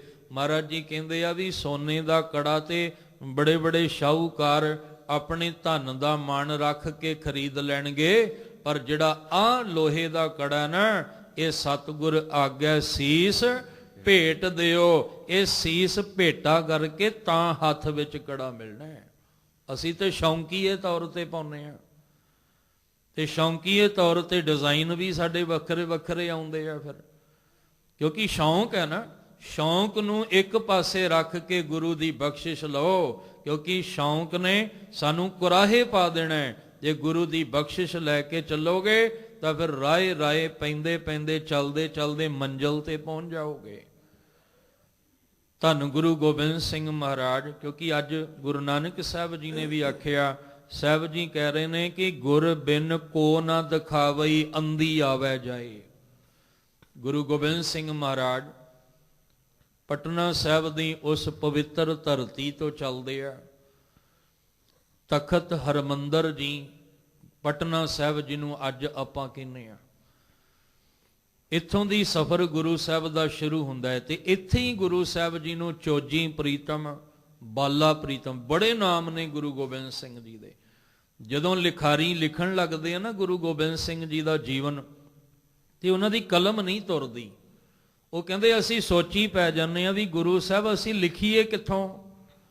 ਬਾਲਾ ਪ੍ਰੀਤਮ ਲਿਖੀਏ, ਚੋਜੀ ਪ੍ਰੀਤਮ ਲਿਖੀਏ, ਗੋਬਿੰਦ ਰਾਏ ਲਿਖੀਏ, ਗੁਰੂ ਗੋਬਿੰਦ ਸਿੰਘ ਲਿਖੀਏ, ਬਾਜਾਂ ਵਾਲਾ ਲਿਖੀਏ, ਨੀਲੇ ਘੋੜੇ ਤੇ ਸਵਾਰ ਲਿਖੀਏ, ਆਪਣੇ ਪਿਤਾ ਨੂੰ ਹੱਥੀਂ ਤੋਰਨ ਵਾਲਾ ਪੁੱਤਰ ਉਹ ਗੁਣ ਲਿਖੀਏ, ਕਿ ਆਪਣੇ ਪਿਤਾ ਬਣ ਕੇ ਪੁੱਤਰਾਂ ਨੂੰ ਹੱਥੀਂ ਤੋਰਨ ਵਾਲਾ ਜਿਹੜਾ ਸਰਬੰਸ ਦਾਨੀ ਹੈ ਉਹ ਲਿਖੀਏ, ਮਰਦ ਅਗੰਬੜਾ ਲਿਖੀਏ, ਬਾਦਸ਼ਾਹ ਦਰਵੇਸ਼ ਲਿਖੀਏ, ਅਸੀਂ ਕਿਹੜੇ ਕਿਹੜੇ ਗੁਣ ਮਹਾਰਾਜ ਲਿਖੀਏ। ਤੁਸੀਂ ਕਵੀਆਂ ਵਿੱਚੋਂ ਵੀ ਚੋਟੀ ਦੇ ਕਵੀ ਹੋ, ਔਰ ਜਿਹੜੇ ਵੀ ਸੰਸਾਰ ਵਿੱਚ ਆਪਣੇ ਆਪ ਨੂੰ ਮਰਦ ਅਖਾਉਂਦੇ ਆ, ਤੁਸੀਂ ਮਰਦ ਅਗੰਬੜੇ ਹੋ, ਤੁਸੀਂ ਮਹਾਬਲੀ ਸੂਰਮਾ ਯੋਧਾ ਹੋ। ਅਸੀਂ ਕਿਹੜਾ ਕਿਹੜਾ ਗੁਣ ਤੁਹਾਡਾ ਬਿਆਨ ਕਰੀਏ, ਨਹੀਂ ਬਿਆਨ ਹੋ ਸਕਦੇ। 42 42 42 ਸਾਲ ਦੀ ਉਮਰ ਵਿੱਚ ਇੰਨੇ ਗੁਣ ਨੇ ਤੁਹਾਡੇ ਅੰਦਰ। ਪਟਨੇ ਦੀ ਧਰਤੀ ਤੇ ਗੁਰੂ ਸਾਹਿਬ ਮਹਾਰਾਜ ਜੀ ਨੇ, ਪੰਡਤ ਸ਼ਿਵਦੱਤ ਰੋਜ਼ ਬਹਿ ਜਾਂਦਾ ਹੈ ਨਦੀ ਦੇ ਕਿਨਾਰੇ, ਚੌਂਕੜਾ ਮਾਰ ਕੇ ਅੱਖਾਂ ਬੰਦ ਕਰਕੇ ਬਹਿ ਜਾਂਦਾ ਹੈ ਵੀ ਹੇ ਪਰਮੇਸ਼ਵਰ, ਇੱਕ ਕਿਰਪਾ ਕਰ ਇਸ ਆਪਣੇ ਪਿਆਰੇ ਤੇ ਇੱਕ ਝਲਕ ਹੀ ਦਿਖਾ ਦੇ ਆਪਣੀ, ਇੱਕ ਭੋਰੀ ਨਜ਼ਰ ਨਿਹਾਲ ਵਾਲੀ ਖੇਡ ਹੀ ਮੇਰੇ ਅੰਦਰ ਬਣਾ ਦੇ, ਇੱਕ ਮਾੜੀ ਜੀ ਝਲਕ ਤੇਰੇ ਦੀਦਾਰ ਹੋ ਜਾਣ। ਤੇ ਜਦੋਂ ਗੁਰੂ ਗੋਬਿੰਦ ਸਿੰਘ ਮਹਾਰਾਜ ਗੋਬਿੰਦ ਰਾਏ ਦੇ ਰੂਪ ਵਿੱਚ ਸਾਥੀਆਂ ਨਾਲ ਖੇਡਦੇ ਖੇਡਦੇ ਆਏ ਤੇ ਆ ਕੇ ਕਹਿੰਦੇ ਪੰਡਤ ਜੀ ਅੱਖਾਂ ਖੋਲੋ, ਪੰਡਤ ਸ਼ਿਵਦੱਤ। ਤੇ ਜਦੋਂ ਪੰਡਤ ਸ਼ਿਵਦੱਤ ਨੇ ਅੱਖਾਂ ਖੋਲੀਆਂ ਤੇ ਗੋਬਿੰਦ ਰਾਏ ਵਿੱਚੋਂ ਇਹਨੂੰ ਪਰਮੇਸ਼ਵਰ ਦਾ ਦੀਦਾਰ ਹੁੰਦਾ ਹੈ। ਉਸ ਦਿਨ ਤੋਂ ਬਾਅਦ ਫਿਰ ਇਹਨੇ ਕਿਸੇ ਹੋਰ ਦੀ ਆਰਾਧਨਾ ਨਹੀਂ ਕੀਤੀ। ਤੇ ਜੇ ਪੰਡਤ ਸ਼ਿਵਦੱਤ ਕੋਲ ਕੋਈ ਆਉਂਦਾ ਵੀ ਹੈ ਨਾ, ਜਿਵੇਂ ਉਹ ਫਤਿਹ ਚੰਦ ਮੈਣੀ ਉਹਦੀ ਰਾਣੀ ਆਈ, ਉਹਨੇ ਆਖਿਆ ਵੀ ਪੰਡਤ ਜੀ ਅਰਦਾਸ ਕਰੋ ਮੇਰੇ ਘਰ ਪੁੱਤਰ ਦੀ ਦਾਤ ਆ ਜਾਏ। ਉਹ ਕਹਿਣ ਲੱਗੇ ਮੈਂ ਨਹੀਂ ਕੁਝ ਕਰ ਸਕਦਾ, ਕਿਉਂਕਿ ਇਸ ਧਰਤੀ ਤੇ ਆਪ ਪਰਮੇਸ਼ਵਰ ਆ ਗਿਆ ਹੈ। ਤੂੰ ਗੋਬਿੰਦ ਰਾਏ ਦਾ ਨਾਮ ਜਪਿਆ ਕਰ ਜੇ ਆਪਣੇ ਘਰ ਵਿੱਚ ਪੁੱਤਰ ਦੀ ਦਾਤ ਚਾਹੁੰਦੀ ਹੈ। ਹੁਣ ਉਹ ਰੋਜ਼ ਬੈਠ ਕੇ ਗੋਬਿੰਦ ਰਾਏ ਜਪਦੀ ਹੈ। ਇੱਕ ਦਿਨ ਗੁਰੂ ਗੋਬਿੰਦ ਸਿੰਘ ਜੀ ਉਹਦੇ ਤੇ ਕਿਰਪਾ ਕਰਦੇ, ਜਾਂ ਫਿਰ ਜਿਸ ਦਿਨ ਪ੍ਰਕਾਸ਼ ਹੁੰਦਾ ਹੈ ਗੁਰੂ ਸਾਹਿਬ ਜੀ ਦਾ, ਉਸ ਦਿਨ ਇੱਕ ਪਿਆਰ ਵਾਲੀ ਰੰਗ ਰਤੜੀ ਰੂਹ ਨੂੰ ਅੰਦਰ ਖਬਰ ਹੋ ਜਾਂਦੀ ਹੈ ਕਿ ਅੱਜ ਪੂਰਬ ਵਾਲੇ ਪਾਸੇ ਅਸੀਂ ਰੋਜ਼ ਖੁਦਾ ਨੂੰ ਸਿਜਦਾ ਇਸ ਲਈ ਕਰਦੇ ਹਾਂ ਵੀ ਖੁਦਾ ਇਸ ਪਾਸੇ ਹੈ, ਪਰ ਅੱਜ ਪੀਰ ਭੀਖਣ ਸ਼ਾਹ ਦਾ ਸਿਰ ਪੂਰਬ ਵਾਲੇ ਪਾਸੇ ਝੁਕ ਗਿਆ। ਨਾਲ ਦੇ ਮੁਰੀਦ ਕਹਿਣ ਲੱਗੇ ਵੀ ਤੁਸੀਂ ਐਡੇ ਵੱਡੇ ਪੀਰ, ਅਸੀਂ ਤਾਂ ਫਿਰ ਵੀ ਤੁਹਾਡੇ ਮੁਰੀਦ ਆ, ਤੁਹਾਡੇ ਕੋਲੋਂ ਬੜਾ ਕੁਝ ਸਿੱਖਣਾ ਹੈ, ਪਰ ਤੁਸੀਂ ਪੀਰ ਹੋ ਕੇ ਐਡੀ ਵੱਡੀ ਗਲਤੀ ਵੀ ਅਸੀਂ ਰੋਜ਼ ਸਿਜਦਾ ਇੱਧਰ ਕਰਦੇ ਹਾਂ, ਤੁਸੀਂ ਪੂਰਬ ਨੂੰ ਕਿਉਂ ਕੀਤਾ? ਕਹਿੰਦੇ ਜਿਹਨੂੰ ਰੋਜ਼ ਸਿਜਦਾ ਕਰਦੇ ਆ ਨਾ, ਅੱਜ ਉਹ ਨੂਰ ਧਰਤੀ ਤੇ ਪ੍ਰਗਟ ਹੋ ਗਿਆ ਹੈ। ਕੈਸੀ ਰੰਗ ਰਤੜੀ ਰੂਹ ਸੀ ਉਹ, ਕਿੰਨਾ ਅੰਦਰ ਹਿਰਦਾ ਉਹਦਾ ਸ਼ੁੱਧ ਤੇ ਸਾਫ਼ ਸੀ। ਜਿਹਨੂੰ ਖਬਰ ਹੋ ਗਈ, ਮੁਰੀਦ ਕਹਿੰਦੇ ਅਸੀਂ ਨਹੀਂ ਮੰਨਦੇ, ਕਹਿੰਦੇ ਲੈ ਕੇ ਤੁਰ ਪਿਆ। ਜਦੋਂ ਪਟਨੇ ਦੀ ਧਰਤੀ ਤੇ ਪਹੁੰਚਿਆ ਤੇ ਦਰਵਾਜ਼ਾ ਖੜਕਾਇਆ, ਪੀਰ ਭੀਖਣ ਸ਼ਾਹ ਨੇ, ਮਾਮਾ ਕਿਰਪਾਲ ਜੀ ਆਏ। ਮਾਮਾ ਕਿਰਪਾਲ ਗੁਰੂ ਗੋਬਿੰਦ ਸਿੰਘ ਮਹਾਰਾਜ ਦੇ ਮਾਮਾ ਜੀ। ਕਹਿੰਦੇ ਹਾਂ ਜੀ ਦੱਸੋ ਪੀਰ ਜੀ ਕਿਹਨੂੰ ਮਿਲਣਾ ਹੈ? ਕਹਿੰਦੇ ਤੁਹਾਡੇ ਘਰ ਮੇਰਾ ਖੁਦਾ ਦਾ ਨੂਰ ਆਇਆ ਹੈ, ਤੁਹਾਡੇ ਘਰ ਵਿੱਚ ਮੇਰੇ ਖੁਦਾ ਦਾ ਨੂਰ ਆਇਆ, ਇੱਕ ਝਲਕ ਹੀ ਉਹਦੀ ਦਿਖਾ ਦਿਓ। ਪਹਿਲੇ ਸਮਝ ਕੋਈ ਨਾ ਆਈ, ਪਤਾ ਲੱਗਾ ਵੀ ਇਹ ਗੋਬਿੰਦ ਰਾਏ ਜੀ ਨੂੰ ਇਹ ਕਹਿ ਰਿਹਾ। ਮਾਤਾ ਜੀ ਨੂੰ ਆਖਿਆ, ਉਹਨਾਂ ਆਖਿਆ ਨਹੀਂ ਹਜੇ ਨਹੀਂ, ਥੋੜਾ ਦਿਨ ਰੁਕ ਜਾਓ। ਇਹ ਦਰਵਾਜ਼ੇ ਤੇ ਬਹਿ ਗਿਆ, ਕਹਿਣ ਲੱਗਾ ਜਿੰਨਾ ਚਿਰ ਮੈਨੂੰ ਦਰਸ਼ਨ ਨਹੀਂ ਕਰਾਓਗੇ ਮੈਂ ਵਾਪਸ ਕੋਈ ਨਹੀਂ ਜਾਣਾ। ਅਖੀਰ ਜਦੋਂ ਦਰਸ਼ਨ ਕਰਾਏ ਨਾ, ਇਹ ਦੋ ਕੁੱਜੇ ਲੈ ਕੇ ਆਇਆ ਸੀ, ਇੱਕ ਵਿੱਚ ਪਾਣੀ ਤੇ ਇੱਕ ਵਿੱਚ ਦੁੱਧ। ਉਹ ਆਪਾਂ ਸਾਰੇ ਜਾਣਦੇ ਹਾਂ, ਵਿਚਾਰ ਵੀ ਆਪਾਂ ਸੁਣੀ ਹੈ ਕਿ ਐਸੀ ਪ੍ਰੀਤ ਕਰੋ ਜਿਵੇਂ ਜਲ ਤੇ ਦੁੱਧ ਦੀ ਹੁੰਦੀ ਹੈ। ਪਿਛਲੇ ਸ਼ਬਦ ਵਿੱਚ ਆਪਾਂ ਵਿਚਾਰਿਆ ਕਿ ਇਸ ਤਰ੍ਹਾਂ ਦੀ ਪ੍ਰੀਤ ਕਰੋ ਜਿਵੇਂ ਪਾਣੀ ਤੇ ਦੁੱਧ, ਕਿਉਂਕਿ ਪਾਣੀ ਤੇ ਦੁੱਧ ਮਿਕਸ ਹੋ ਜਾਂਦਾ ਹੈ। ਜਦੋਂ ਮਿਕਸ ਹੋ ਜਾਂਦਾ ਹੈ ਪਤਾ ਹੀ ਨਹੀਂ ਲੱਗਦਾ ਪਾਣੀ ਕਿਹੜਾ ਹੈ ਤੇ ਦੁੱਧ ਕਿਹੜਾ ਹੈ। ਇਹ ਦੋ ਕੁੱਜੇ ਲੈ ਕੇ ਆਇਆ ਤੇ ਜਦੋਂ ਗੋਬਿੰਦ ਰਾਏ ਗੁਰੂ ਗੋਬਿੰਦ ਸਿੰਘ ਜੀ ਨੂੰ ਲਿਆਂਦਾ ਨਾ ਮਾਮਾ ਕਿਰਪਾਲ ਜੀ ਨੇ ਆਪਣੇ ਹੱਥਾਂ 'ਚ, ਤੇ ਜਦੋਂ ਝਲਕ ਵੇਖੀ, ਕਹਿੰਦੇ ਨੇ ਇਹਦੇ ਅੰਦਰ ਜਿਹੜੀ ਖੁਸ਼ੀ ਸੀ ਨਾ ਉਹ ਬਿਆਨ ਨਹੀਂ ਕੀਤੀ ਜਾ ਸਕਦੀ। ਦੋ ਕੁੱਜੇ ਅੱਗੇ ਕੀਤੇ, ਵਿਦਵਾਨ ਕਹਿੰਦੇ ਆ ਵੀ ਗੁਰੂ ਸਾਹਿਬ ਜੀ ਨੇ ਪੈਰ ਦਾ ਅੰਗੂਠਾ ਲਾਇਆ, ਜਾਂ ਕਈ ਕਹਿੰਦੇ ਆ ਹੱਥ ਜਿਹੜਾ ਉਹ ਗੁਰੂ ਸਾਹਿਬ ਨੇ ਲਾਇਆ। ਚਲੋ ਪੈਰ ਹੋਵੇ ਜਾਂ ਚਰਨ ਹੋਣ ਗੁਰੂ ਸਾਹਿਬ ਦੇ ਜਾਂ ਹੱਥ ਹੋਣ, ਦੋਵੇਂ ਕੁੱਜੇ ਉਲਟ ਜਾਂਦੇ ਆ। ਜਦੋਂ ਉਲਟ ਗਏ ਤੇ ਦੁੱਧ ਤੇ ਪਾਣੀ ਮਿਕਸ ਹੋ ਗਿਆ। ਜਦੋਂ ਦੁੱਧ ਪਾਣੀ ਮਿਕਸ ਹੋ ਗਿਆ ਨਾ, ਇਹ ਪੀਰ ਝੂਮਣ ਲੱਗ ਪਿਆ ਖੁਸ਼ੀ ਦੇ ਨਾਲ। ਤੇ ਮੁਰੀਦ ਕਹਿੰਦੇ ਪੀਰ ਜੀ ਹੁਣ ਕੀ ਹੋਇਆ? ਕਹਿੰਦੇ ਬਸ ਜਿਹੜਾ ਸਵਾਲ ਲੈ ਕੇ ਆਇਆ ਸੀ ਉਹਦਾ ਜਵਾਬ ਮਿਲ ਗਿਆ। ਰਮਜ਼ ਹੁੰਦੀ ਹੈ ਨਾ, ਜਿਹੜੇ ਫਕੀਰ ਰੱਬ ਦੇ ਪਿਆਰੇ ਹੁੰਦੇ, ਇਹ ਰਮਜ਼ਾਂ ਹੁੰਦੀਆਂ ਨੇ, ਤੇ ਰਮਜ਼ਾਂ ਨੂੰ ਉਹੀ ਸਮਝ ਸਕਦਾ ਜਿਹੜਾ ਵੱਡਾ ਪੀਰ ਹੋਵੇ, ਕਮਾਈ ਵਾਲਾ ਹੋਵੇ। ਕਹਿੰਦੇ ਸਮਝ ਆ ਗਈ ਵੀ ਇਹ ਇੱਕ ਦਾ ਨਹੀਂ, ਇਹ ਸਾਰੀ ਦੁਨੀਆ ਦਾ ਸਾਂਝਾ ਰਹਿਬਰ ਬਣ ਕੇ ਆਇਆ। ਇਹ ਜਿਹੜਾ ਖੁਦਾ ਦਾ ਨੂਰ ਪ੍ਰਗਟ ਹੋਇਆ ਪਟਨੇ ਦੀ ਧਰਤੀ ਤੇ, ਇਹ ਇੱਕ ਨਹੀਂ, ਕਹਿਣ ਲੱਗੇ ਇਹ ਸਾਰਿਆਂ ਦਾ ਸਾਂਝਾ ਹੈ, ਜਾਂ ਵੱਖ-ਵੱਖ ਰੂਪ ਵਿੱਚ ਵੰਡੀਆਂ ਜਿਹੜੀਆਂ ਪਈਆਂ ਨੇ ਉਹਨਾਂ ਨੂੰ ਇੱਕ ਕਰਨ ਵਾਸਤੇ ਅੱਜ ਧਰਤੀ ਤੇ ਪ੍ਰਗਟ ਹੋਇਆ। ਜਿੱਥੇ ਪੀਰ ਭੀਖਣ ਸ਼ਾਹ ਨੂੰ ਨਿਵਾਜਿਆ, ਪੰਡਤ ਸ਼ਿਵਦੱਤ ਨੂੰ ਨਿਵਾਜਿਆ, ਫਤਿਹ ਚੰਦ ਮੈਣੀ ਉਹਦੀ ਰਾਣੀ ਦੀ ਝੋਲੀ ਖੁਸ਼ੀਆਂ ਨਾਲ ਭਰ ਦਿੱਤੀ। ਇੱਕ ਰਸਤੇ ਵਿੱਚ ਹਾਂਡੀ ਸਾਹਿਬ ਅਸਥਾਨ ਆਉਂਦਾ ਹੈ, ਜਿੱਥੇ ਇੱਕ ਗਰੀਬਣੀ ਮਾਈ ਹਾਂਡੀ ਵਿੱਚ ਖਿਚੜੀ ਤਿਆਰ ਕਰਦੀ ਸੀ। ਜਾਂਦੇ ਜਾਂਦੇ ਮਹਾਰਾਜ ਨੇ ਉਹਨੂੰ ਵੀ ਨਿਵਾਜ ਕੇ ਸਦਾ ਲਈ ਉਹਦਾ ਅਸਥਾਨ ਹੀ ਹਾਂਡੀ ਸਾਹਿਬ ਬਣਾ ਦਿੱਤਾ। ਰਾਜਨ ਕੌਣ ਤੁਮਾਰੇ ਆਵੈ, ਐਸੋ ਭਾਓ ਬਿਦਰ ਕੋ ਦੇਖਿਓ, ਉਹ ਗਰੀਬ ਮੋਹੇ ਭਾਵੇ। ਅੰਦਰ ਗਰੀਬੀ ਬਣਾਈਏ ਤਾਂ ਸਹੀ, ਗੁਰੂ ਸਾਹਿਬ ਨੂੰ ਆਵਾਜ਼ ਦੇਣ ਦੀ ਲੋੜ ਨਹੀਂ, ਆਪੇ ਹੀ ਚੱਲ ਕੇ ਸਾਡੇ ਘਰ ਆਉਣਗੇ। ਪਰ ਹਿਰਦੇ ਦੀ ਗਰੀਬੀ ਚਾਹੀਦੀ, ਗਰੀਬੀ ਮੈਨੇ ਨਿਮਰਤਾ ਚਾਹੀਦੀ ਅੰਦਰ। ਗੁਰੂ ਗੋਬਿੰਦ ਸਿੰਘ ਮਹਾਰਾਜ ਜੀ ਆਨੰਦਪੁਰ ਸਾਹਿਬ ਦੀ ਧਰਤੀ ਤੇ ਆ ਕੇ ਆਨੰਦਪੁਰ ਸਾਹਿਬ ਦੇ ਵਾਸੀ ਬਣਦੇ ਨੇ। ਇੱਥੇ ਫਿਰ ਸਤਿਗੁਰੂ ਮਹਾਰਾਜ ਜੀ ਅਕਾਲ ਪੁਰਖ ਦੀ ਫੌਜ ਤਿਆਰ ਕਰਦੇ ਨੇ। ਰੋਜ਼ ਘੋੜ ਸਵਾਰੀਆਂ, ਸ਼ਸਤਰ ਅਭਿਆਸ ਹੁੰਦੇ ਨੇ। ਬਾਣੀ ਦੇ ਰੰਗ ਵਿੱਚ ਰੰਗਣ ਦੇ ਨਾਲ ਨਾਲ ਬਾਣੇ ਦੇ ਰੰਗ ਵਿੱਚ ਵੀ ਰੰਗਿਆ ਜਾ ਰਿਹਾ ਹੈ। ਔਰ ਇੱਕ ਦਿਨ ਫਿਰ ਸਮਾਂ ਆਉਂਦਾ ਹੈ, ਗੁਰੂ ਕਲਗੀਧਰ ਪਾਤਸ਼ਾਹ ਮਹਾਰਾਜ ਜੀ, ਸਤਿਗੁਰੂ ਮਹਾਰਾਜ ਫਿਰ ਖਾਲਸਾ ਜਿਹੜਾ ਇਹ ਅਕਾਲ ਪੁਰਖ ਦੀ ਫੌਜ ਪ੍ਰਗਟ ਕਰਦੇ ਨੇ, ਖਾਲਸਾ ਪੰਥ ਸਾਜਦੇ ਆ। ਰਣਜੀਤ ਨਗਾਰਾ ਵੱਜਦਾ ਹੈ ਗੁਰੂ ਗੋਬਿੰਦ ਸਿੰਘ ਮਹਾਰਾਜ ਦੇ ਦਰ ਤੇ। ਜਿਹੜਾ ਅਸਾਮ ਤੋਂ ਰਤਨ ਰਾਏ ਰਾਜਾ ਚੱਲ ਕੇ ਆਉਂਦਾ ਹੈ, ਉਹ 5 ਕਲਾ ਸ਼ਸਤਰ ਹਾਥੀ ਭੇਟ ਕਰਦਾ ਹੈ, ਜਿਹਨੂੰ ਗੁਰੂ ਘਰ ਵਿੱਚ ਪ੍ਰਸਾਦੀ ਹਾਥੀ ਦਾ ਨਾਮ ਦਿੱਤਾ ਹੈ। ਉਹ ਪ੍ਰਸਾਦੀ ਹਾਥੀ ਦਾ ਨਾਮ ਉਹਨੂੰ ਵੀ ਕਹਿੰਦੇ ਨੇ ਬਖਸ਼ਿਸ਼ ਮਿਲੀ ਹੈ। ਇਹ ਸਾਰੀਆਂ ਚੜ੍ਹਦੀ ਕਲਾ ਵੇਖ ਕੇ ਕਹਿਲੂਰੀ ਰਾਜਾ ਭੀਮ ਚੰਦ ਜਿਹੜਾ ਉਹ ਅੰਦਰੋਂ ਸੜਦਾ ਹੈ। 22 ਧਾਰ ਦੇ ਰਾਜੇ ਅੰਦਰੋਂ ਸੜਦੇ ਨੇ। ਸਾਨੂੰ ਕੀ ਗੁਣ ਦਿੱਤਾ ਮਹਾਰਾਜ ਨੇ? ਸਾਨੂੰ ਗੁਣ ਦਿੱਤਾ ਹੈ ਫਰੀਦਾ ਰੁੱਖੀ ਸੁਖੀ ਖਾਏ ਕੈ ਠੰਡਾ ਪਾਣੀ, ਪੀਓ ਦੇਖ ਪਰਾਈ ਚੌਪੜੀ ਨਾ ਤਰਸਾਏ ਜੀਓ। ਪਰ ਇਹ ਲੋਭ ਤੇ ਲਾਲਚ ਵਸ ਹੋਏ ਗੁਰੂ ਗੋਬਿੰਦ ਸਿੰਘ ਜੀ ਤੇ ਹਮਲੇ ਕਰਦੇ ਨੇ ਬਾਰ-ਬਾਰ ਕਿ ਆਨੰਦਪੁਰ ਸਾਹਿਬ ਸਾਡਾ ਹੋ ਜਾਏ। ਇਸ ਲਈ ਦਿੱਲੀ ਦੇ ਸਰਕਾਰ ਤੱਕ ਵੀ ਆਪਣੀ ਪਹੁੰਚ ਬਣਾਉਂਦੇ ਆ, ਔਰੰਗਜ਼ੇਬ ਤੱਕ ਵੀ। ਜੋ ਪਹਿਲਾਂ ਔਰੰਗਜ਼ੇਬ ਕਹਿਰ ਢਾ ਚੁੱਕਾ ਹੈ ਤੇ ਗੁਰੂ ਤੇਗ ਬਹਾਦਰ ਸਾਹਿਬ ਜੀ ਤਿਲਕ ਤੇ ਜੰਜੂ ਦਾ ਰਖਵਾਲਾ ਬਣ ਕੇ ਕੁਰਬਾਨੀ ਸ਼ਹਾਦਤ ਵੀ ਦੇ ਚੁੱਕੇ ਆ। ਧੰਨ ਗੁਰੂ ਗੋਬਿੰਦ ਸਿੰਘ ਮਹਾਰਾਜ ਜੀ ਰਹਿਮਤਾਂ ਵਰਤਾਉਂਦੇ ਨੇ। ਪਟਨੇ ਤੋਂ ਆਨੰਦਪੁਰ ਸਾਹਿਬ ਦੇ ਵਾਸੀ ਬਣਦੇ ਆ। ਆਨੰਦਪੁਰ ਸਾਹਿਬ ਦੀ ਧਰਤੀ ਤੋਂ ਚੱਲ ਕੇ ਕੁੱਲ ਮਿਲਾ ਕੇ 14 ਜੰਗਾਂ ਗੁਰੂ ਸਾਹਿਬ ਮਹਾਰਾਜ ਦੀਆਂ ਨੇ। ਤੇ ਜਿੰਨੀਆਂ ਵੀ ਨੇ ਸਤਿਗੁਰੂ ਨੇ ਜਰ ਜੋਰੂ ਜ਼ਮੀਨ ਵਾਸਤੇ ਨਹੀਂ, ਸਤਿਗੁਰੂ ਜੀ ਨੇ ਸੂਰਮੇ ਬਣਾਇਆ ਸਾਨੂੰ ਧਰਮ ਦੀਨ ਈਮਾਨ ਵਾਸਤੇ। ਸੂਰਾ ਸੋ ਪਹਿਚਾਨੀਐ ਜੋ ਲਰੇ ਦੀਨ ਕੇ ਹੇਤ, ਪੁਰਜਾ ਪੁਰਜਾ ਕੱਟ ਮਰੈ ਕਬਹੂ ਨਾ ਛਾੜੈ ਖੇਤ। ਇਸ ਲਈ ਜਰ ਜੋਰੂ ਜ਼ਮੀਨ ਪਿੱਛੇ ਕੋਈ ਲੜਾਈ ਨਹੀਂ ਹੋਈ, ਕੋਈ ਜੰਗ ਨਹੀਂ ਹੋਈ, ਕੋਈ ਯੁੱਧ ਨਹੀਂ ਹੋਇਆ। ਹਾਲਾਂਕਿ ਜਿਹੜੇ ਹੁਕਮਰਾਨ ਔਰ ਜਿਹੜੇ 22 ਧਾਰ ਦੇ ਰਾਜੇ ਨੇ ਇਹ ਹਮਲੇ ਗੁਰੂ ਸਾਹਿਬ ਉੱਤੇ ਕਰਦੇ ਰਹੇ। ਤੇ ਸਭ ਤੋਂ ਵੱਡੀ ਜੰਗ ਸੀ ਚਮਕੌਰ ਸਾਹਿਬ ਦੀ, ਉਹ ਗੜੀ ਦੀ। ਨਾ ਦੁਨੀਆ ਵਿੱਚ ਐਸੀ ਜੰਗ ਕਿਤੇ ਹੋਈ। ਮਹਾਭਾਰਤ ਵੀ ਹੋਇਆ। ਇਸ ਤੋਂ ਪਹਿਲਾਂ ਅਸੀਂ ਦੇਖਦੇ ਹਾਂ ਸ਼੍ਰੀ ਰਾਮ ਜੀ ਤੇ ਰਾਵਣ ਦੇ ਵਿਚਕਾਰ ਵੀ ਜੰਗ ਹੋਈ ਹੈ।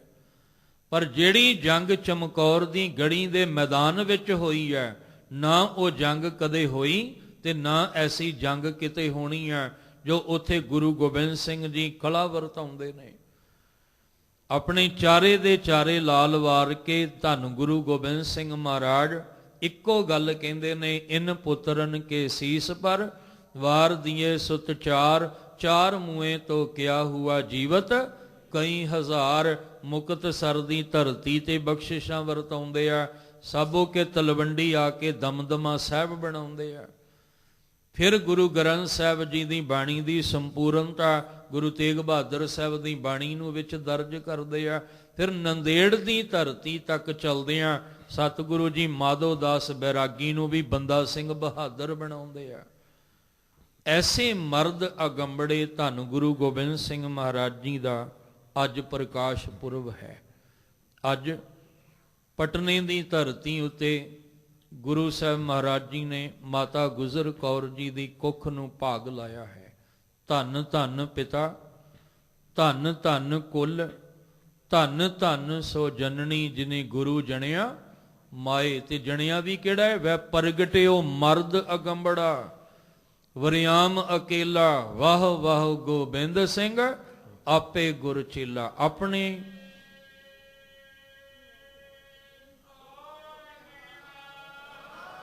ਸਤਿਗੁਰੂ ਜੀ ਆਪਣੀ ਰਸਨਾ ਤੋਂ ਆਪ ਬਿਆਨ ਕਰਦੇ ਨੇ, ਮੁਰ ਪਿਤ ਪੂਰਬ ਕੀਸ ਪਿਆਨਾ। ਮੇਰੇ ਪਿਤਾ ਜੀ ਨੇ ਪੂਰਬ ਵਾਲੇ ਪਾਸੇ ਨੂੰ ਪਿਆਨਾ ਕੀਤਾ। ਜਿੱਥੇ ਅੱਜ ਆਨੰਦਪੁਰ ਸਾਹਿਬ ਪਵਿੱਤਰ ਸਥਾਨ ਹੈ, ਇਹ ਪਹਿਲਾਂ ਚੱਕ ਨਾਨਕੀ। ਨਾਨਕੀ ਕੌਣ ਨੇ? ਗੁਰੂ ਤੇਗ ਬਹਾਦਰ ਸਾਹਿਬ ਮਹਾਰਾਜ ਪਾਤਸ਼ਾਹ ਜੀ ਦੇ ਮਾਤਾ ਜੀ। ਕਹਿੰਦੇ ਆਪਣੇ ਮਾਤਾ ਜੀ ਦੇ ਨਾਮ ਤੇ ਨਾਮ ਰੱਖਿਆ ਸੀ ਚੱਕ ਨਾਨਕੀ, ਗੁਰੂ ਹਰਗੋਬਿੰਦ ਸਾਹਿਬ ਜੀ ਦੇ ਘਰੋਂ।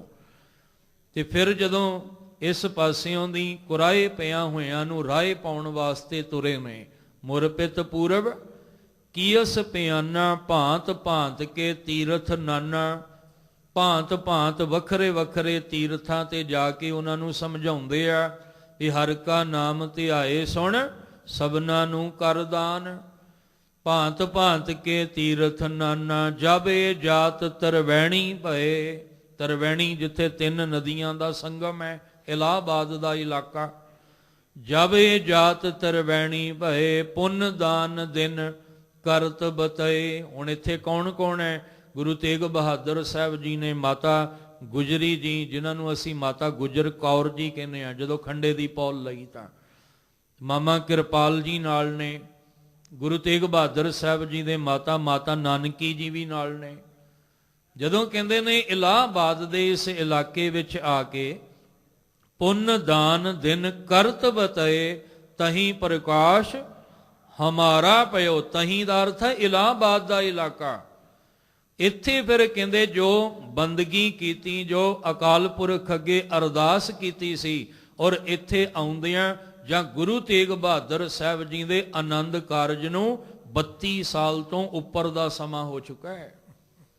33 ਸਾਲ ਦੇ ਕਰੀਬ ਕਹਿ ਲਓ। ਗੁਰੂ ਤੇਗ ਬਹਾਦਰ ਸਾਹਿਬ ਮਹਾਰਾਜ ਦੇ ਦੇਖੋ ਕਿੰਨਾ ਸਬਰ ਹੈ ਅੰਦਰ। ਜੇ ਸਬਰ ਸਿੱਖਣਾ ਹੈ ਗੁਰੂ ਤੇਗ ਬਹਾਦਰ ਜੀ ਕੋਲੋਂ ਸਿੱਖੋ। ਸਬਰ ਲੈਣਾ ਹੈ ਮਾਤਾ ਗੁਜਰ ਕੌਰ ਜੀ ਕੋਲੋਂ ਲਓ। ਜੇ ਘਰਾਂ ਵਿੱਚ ਸਾਡੇ ਸਬਰ ਆ ਜਾਏ ਨਾ, ਤੇ ਕਦੇ ਕੋਈ ਸੱਸ ਆਪਣੀ ਨੂੰਹ ਨੂੰ ਤਾਨੇ ਨਾ ਮਾਰੇ, ਕਦੇ ਉਹਨੂੰ ਮਜਬੂਰ ਨਾ ਕਰ ਦੇਵੇ, ਉਹਨੂੰ ਰੋਣ, ਦੁਖੀ, ਪਰੇਸ਼ਾਨ ਹੋਣ ਤੇ ਕਦੇ ਮਜਬੂਰ ਨਾ ਕਰੇ। ਜੇ ਉਹ ਮਾਂ ਤੇ ਧੀ ਬਣ ਕੇ ਆਪਣੀ ਧੀ ਨੂੰ ਸਬਰ ਦੇਵੇ, ਧੀਏ ਹੌਸਲਾ ਰੱਖ, ਕੋਈ ਗੱਲ ਨਹੀਂ, 5-7 ਸਾਲ ਲੰਘ ਗਏ ਨੇ, ਮਾਲਕ ਇੱਕ ਦਿਨ ਤੇਰੀ ਝੋਲੀ 'ਚ ਖੈਰ ਪਾਏਗਾ। ਮਾਤਾ ਨਾਨਕੀ ਜੀ ਵਿੱਚ ਬੜਾ ਸਬਰ ਸੀ, ਕਿਉਂਕਿ ਗੁਰੂ ਹਰਗੋਬਿੰਦ ਸਾਹਿਬ ਨੇ ਕਿਹਾ ਸੀ ਕਿ ਤੇਰੇ ਪੁੱਤ ਦੇ ਘਰ ਵਿੱਚ ਮਰਦ ਅਗੰਬੜੇ ਨੇ ਆਉਣਾ ਹੈ। ਸਬਰ ਸੀ ਨਾ। ਅੱਜ ਜਦੋਂ ਕਹਿੰਦੇ ਨੇ ਤਹੀਂ ਪ੍ਰਕਾਸ਼ ਹਮਾਰਾ ਪਇਓ, ਪ੍ਰਕਾਸ਼ ਦਾ ਮਤਲਬ ਮਾਤਾ ਜੀ ਦੇ ਉਦਰ ਵਿੱਚ ਉਹ ਰੱਬੀ ਜੋਤ ਆ ਗਈ। ਪ੍ਰਕਾਸ਼ ਦਾ ਇੱਥੇ ਅਰਥ ਇਹ ਹੈ ਕਿ ਮਾਤਾ ਦੇ ਉਦਰ ਨੂੰ ਭਾਗ ਲੱਗ ਗਿਆ। ਜਦੋਂ ਮਾਤਾ ਜੀ ਦੇ ਉਦਰ ਨੂੰ ਭਾਗ ਲੱਗਾ ਤੇ ਸਭ ਤੋਂ ਪਹਿਲਾਂ ਮਾਤਾ ਨਾਨਕੀ ਜੀ ਨੂੰ ਪਤਾ ਲੱਗਾ, ਕਿਉਂਕਿ ਚਿਹਰੇ ਦਾ ਨੂਰ ਦੱਸਦਾ ਸੀ। ਜਿਵੇਂ ਗੁਰੂ ਨਾਨਕ ਜੀ ਦਾ ਇਤਿਹਾਸ ਸਤਿਗੁਰੂ ਜੀ ਦਾ ਤੁਸੀਂ ਸੁਣਿਆ ਨਾ, ਕਵੀ ਸੰਤੋਖ ਸਿੰਘ ਜੀ ਕਹਿੰਦੇ ਆ ਕਿ ਮਾਤਾ ਤ੍ਰਿਪਤਾ ਜੀ ਦੇ ਜਿਹੜੇ ਸਰੀਰ ਵਿੱਚੋਂ ਵੱਖਰੀ ਸੁਗੰਧੀ ਤੇ ਵੱਖਰੀ ਚਮਕ ਦਿਸਦੀ ਸੀ। ਕਹਿੰਦੇ ਸ਼ੱਕ ਨਾ ਕਰਿਓ, ਕਿਉਂਕਿ ਜਿੱਥੇ ਆਪ ਰੱਬ ਆਇਆ ਹੋਵੇ ਉੱਥੇ ਚਮਕ ਕਿਉਂ ਨਾ ਹੋਵੇ। ਕਵੀ ਸੰਤੋਖ ਸਿੰਘ ਜੀ ਨੇ ਗੁਰੂ ਨਾਨਕ ਸਾਹਿਬ ਦੇ ਇਤਿਹਾਸ 'ਚ ਲਿਖਿਆ ਹੈ, ਤੇ ਜਿੱਥੇ ਆਪ ਰੱਬ ਨੇ ਆ ਕੇ ਪ੍ਰਵੇਸ਼ ਕੀਤਾ ਹੋਵੇ ਉੱਥੇ ਸੁਗੰਧੀ ਕਿਉਂ ਨਾ ਹੋਵੇ। ਇਸੇ ਤਰ੍ਹਾਂ ਗੁਰੂ ਗੋਬਿੰਦ ਸਿੰਘ ਮਹਾਰਾਜ ਜਦੋਂ ਉਹ ਰੱਬੀ ਜੋਤ ਅੰਦਰ ਪ੍ਰਕਾਸ਼ ਕਰਦੀ ਹੈ ਤੇ ਚਿਹਰੇ ਤੇ ਜਦੋਂ ਨੂਰ ਆ ਗਿਆ ਨਾ, ਤੇ ਮਾਤਾ ਨਾਨਕੀ ਜੀ ਨੇ ਸਮਝ ਲਿਆ ਭਾਗ ਲੱਗ ਗਿਆ। ਉਸੇ ਵੇਲੇ ਕੜਾਹ ਪ੍ਰਸ਼ਾਦ ਦੀ ਦੇਗ ਤਿਆਰ ਕੀਤੀ। ਅਕਾਲ ਪੁਰਖ ਜੀ ਅੱਗੇ ਅਰਦਾਸ ਕੀਤੀ, ਗੁੱਜੀ ਛੰਨੀ ਨਹੀਂ ਬਾਤ, ਗੁਰੂ ਨਾਨਕ ਤੁਠਾ ਕੀਨੀ ਦਾਤ। ਅੱਜ ਉਹਨੇ ਤਰੁੱਠ ਕੇ ਇਹ ਦਾਤ ਜਿਹੜੀ ਆ ਉਹ ਦੇ ਦਿੱਤੀ ਹੈ। ਅਰਦਾਸ ਕਰਕੇ ਕੜਾ ਪ੍ਰਸ਼ਾਦ ਸਭਨਾਂ ਵਿੱਚ ਵਰਤਾਇਆ। ਫਿਰ ਕਹਿੰਦੇ ਇੱਥੋਂ ਮੇਰਾ ਜਿਹੜਾ ਪਰਿਵਾਰ ਸੀ, ਇਲਾਹਾਬਾਦ ਤੋਂ ਫਿਰ ਪਟਨੇ ਦੀ ਧਰਤੀ, ਜਿਹਨੂੰ ਪਾਟਲੀ ਪੁੱਤਰ ਕਹਿੰਦੇ ਆ, ਕਹਿੰਦੇ ਨੇ ਫਿਰ ਤਹੀਂ ਪ੍ਰਕਾਸ਼ ਹਮਾਰਾ ਪਇਓ, ਪਟਨਾ ਸ਼ਹਿਰ ਵਿਖੇ ਭਵ ਲਿਓ। ਭਵ ਦਾ ਅਰਥ ਹੈ ਪਰ ਜਨਮ ਲੈਣਾ। ਗੁਰੂ ਸਾਹਿਬ ਕਹਿੰਦੇ ਫਿਰ ਪਟਨੇ ਦੀ ਧਰਤੀ ਤੇ ਆਏ ਤੇ ਮੇਰੇ ਪਿਤਾ ਜੀ ਆਸਾਮ ਬੰਗਾਲ ਵੱਲ ਚਲੇ ਗਏ। ਇੱਧਰ ਫਿਰ ਉਸ ਮਾਲਕ ਦੇ ਹੁਕਮ ਵਿੱਚ ਗੁਰੂ ਗੋਬਿੰਦ ਸਿੰਘ ਮਹਾਰਾਜ 1666 ਦੇ ਵਿੱਚ ਸਤਿਗੁਰੂ ਮਹਾਰਾਜ ਜੀ ਦਾ ਪਟਨੇ ਦੀ ਧਰਤੀ ਤੇ ਪ੍ਰਕਾਸ਼ ਹੁੰਦਾ ਹੈ। ਪਟਨੇ ਦੀ ਧਰਤੀ ਵਿੱਚ ਖੁਸ਼ੀਆਂ ਆ ਗਈਆਂ। ਹਰ ਇੱਕ ਜੀਵ ਜਿਹੜਾ ਸੀ ਮੁਰਝਾਇਆ ਖੁਸ਼ੀ ਨਾਲ ਖਿੜ ਗਿਆ। ਗੁਰੂ ਗੋਬਿੰਦ ਤੇਗ ਬਹਾਦਰ ਸਾਹਿਬ ਜੀ ਨੂੰ ਖਬਰ ਮਿਲੀ। ਉਹਨਾਂ ਆਖਿਆ ਜਿਹੜੇ ਪਟਨੇ ਦੇ ਵਾਸੀ ਭਾਗਾਂ ਵਾਲੇ ਨੇ, ਕਿਉਂਕਿ ਅੱਜ ਉੱਥੇ ਮਰਦ ਅਗੰਬੜਾ ਪ੍ਰਗਟ ਹੋਇਆ ਹੈ, ਜਿਹਨੇ ਦੁਨੀਆ ਨੂੰ ਆਖਿਆ ਹੈ ਮੈਂ ਹੂੰ ਪਰਮ ਪੁਰਖ ਕੋ ਦਾਸਾ, ਦੇਖਣ ਆਹੂੰ ਜਗਤ ਤਮਾਸ਼ਾ। ਤੇ ਜਿਹੜਾ ਪਟਨੇ ਦੇ ਵਾਸੀ ਪਰਿਵਾਰ ਸਾਹਿਬਜ਼ਾਦੇ ਦੀ ਸੇਵਾ 'ਚ ਲੱਗੇਗਾ, ਉਹਨਾਂ ਦੇ ਘਰ ਵਿੱਚ ਕਦੇ ਤੋਟ ਨਹੀਂ ਆਏਗੀ। ਉਹਨਾਂ ਦੇ ਜੀਵਨ ਵਿੱਚ ਮਾਲਕ ਜੀ ਖੁਸ਼ੀਆਂ ਵਰਤਾਉਣਗੇ। ਐਸੇ ਮਰਦ ਅਗੰਬੜੇ ਸਰਬੰਸ ਦਾਨੀ ਚੋਜੀ ਪ੍ਰੀਤਮ ਬਾਲਾ ਪ੍ਰੀਤਮ ਗੁਰੂ ਗੋਬਿੰਦ ਸਿੰਘ ਮਹਾਰਾਜ ਜੀ, ਜਿਨ੍ਹਾਂ ਨੂੰ ਅਸੀਂ ਬਾਜਾਂ ਵਾਲੇ ਕਹਿੰਦੇ ਹਾਂ, ਜਿਨ੍ਹਾਂ ਨੂੰ ਅਸੀਂ ਨੀਲੇ ਘੋੜੇ ਤੇ ਸਵਾਰ ਕਹਿੰਦੇ ਹਾਂ, ਬਾਦਸ਼ਾਹ ਦਰਵੇਸ਼ ਗੁਰੂ ਗੋਬਿੰਦ ਸਿੰਘ, ਸ਼ਾਹੇ ਸ਼ਹਿਨਸ਼ਾਹ ਗੁਰੂ ਗੋਬਿੰਦ ਸਿੰਘ ਸੱਚੇ ਪਾਤਸ਼ਾਹ ਦੇ ਪ੍ਰਕਾਸ਼ ਪੁਰਬ ਦੀਆਂ ਆਪ ਸਮੁੱਚੀ ਸੰਗਤਾਂ ਨੂੰ ਗੁਰਦੁਆਰਾ ਦੂਖ ਨਿਵਾਰਨ ਸਾਹਿਬ ਤੋਂ, ਪ੍ਰਬੰਧਕ ਕਮੇਟੀ ਤੋਂ ਆਪ ਸਾਰੀਆਂ ਸੰਗਤਾਂ ਨੂੰ ਬਹੁਤ ਬਹੁਤ ਮੁਬਾਰਕ, ਬਹੁਤ ਬਹੁਤ ਵਧਾਈਆਂ। ਪਰ ਇਹ ਪੁਰਬ ਮਨਾਏ ਸਾਡੇ ਸਫਲ ਹੋ ਜਾਣ ਜੇ ਤੁਸੀਂ ਬਾਣੀ ਤੇ ਬਾਣੀ ਦੇ ਰੰਗ ਵਿੱਚ ਰੰਗ ਜਾਓ। ਅਰਦਾਸ ਕਰੋ ਮਾਲਕ ਜੀ ਸਾਨੂੰ ਬਾਣੀ ਤੇ ਬਾਣੀ ਦੇ ਰੰਗ ਵਿੱਚ ਰੰਗਣਾ ਆ ਜਾਏ। ਤੁਸੀਂ ਤਾਂ ਆਪੇ ਗੁਰੂ ਤੇ ਆਪੇ ਚੇਲਾ ਬਣ ਕੇ ਸਾਡੇ ਤੇ ਇਹ ਰਹਿਮਤਾਂ ਵਰਤਾਈਆਂ ਨੇ। ਸਾਡੇ ਤੇ ਆਪਣੇ ਪਰਿਵਾਰ ਨੂੰ, ਪੁੱਤਰਾਂ ਨੂੰ ਤੁਸੀਂ ਵਾਰਿਆ ਹੈ, ਤੇ ਅਸੀਂ ਬਾਣੀ ਤੇ ਬਾਣੀ ਦੇ ਰੰਗ ਵਿੱਚ ਵੀ ਨਹੀਂ ਹਜੇ ਰੰਗੇ। ਗੁਰੂ ਮਹਾਰਾਜ ਅੱਗੇ ਅਰਦਾਸ ਕਰੀਏ, ਇਹ ਪਿਆਰ ਦਿਖਾਈਏ, ਉੱਤੋਂ ਬਾਹਰੋਂ ਦਿਖਾਵਾ ਨਾ ਕਰੀਏ, ਦਿਲੋਂ ਪਿਆਰ ਦਿਖਾ ਕੇ ਕਹੀਏ ਮਹਾਰਾਜ ਜਿੱਥੇ ਬਾਣੀ ਦੇਣੀ ਦੀ ਦਾਤ ਦੇਣੀ ਹੈ, ਉੱਥੇ ਖੰਡੇ ਪੌਲ ਦੀ ਆ ਜਿਹੜੀ ਖੰਡੇ ਦੀ ਪੌਲ ਹੈ, ਇਹ ਵੀ ਸਾਨੂੰ ਦਾਤ ਦਿਓ। ਗੁਰੂ ਸਾਹਿਬ ਕਿਰਪਾ ਕਰਨਗੇ, ਹਰ ਇੱਕ ਦੇ ਘਰ ਵਿੱਚ ਜੀਵਨ ਵਿੱਚ ਖੁਸ਼ੀਆਂ ਵਰਤਣਗੀਆਂ। ਇਸ ਲਈ ਗੁਰੂ ਸਾਹਿਬ ਸਾਡੇ ਤੇ ਤੁਹਾਡੇ ਤੇ ਰਹਿਮਤ ਕਰਨ, ਚੜ੍ਹਦੀ ਕਲਾ ਬਖਸ਼ਣ। ਵਾਹ ਵਾਹ ਗੋਬਿੰਦ ਸਿੰਘ ਜੀ, ਵਾਹ ਵਾਹ ਗੋਬਿੰਦ ਸਿੰਘ ਜੀ, ਵਾਹ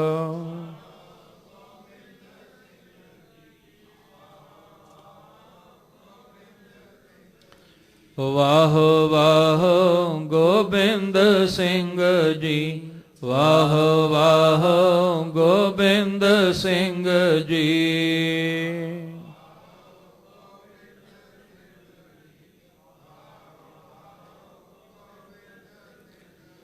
ਆਪੇ ਗੁਰ ਚੇਲਾ, ਆਪੇ ਗੁਰ ਚੇਲਾ, ਆਪੇ ਗੁਰ। ਵਾਹ ਵਾਹ ਗੋਬਿੰਦ ਸਿੰਘ ਜੀ, ਵਾਹ ਵਾਹ ਗੋਬਿੰਦ ਸਿੰਘ ਜੀ।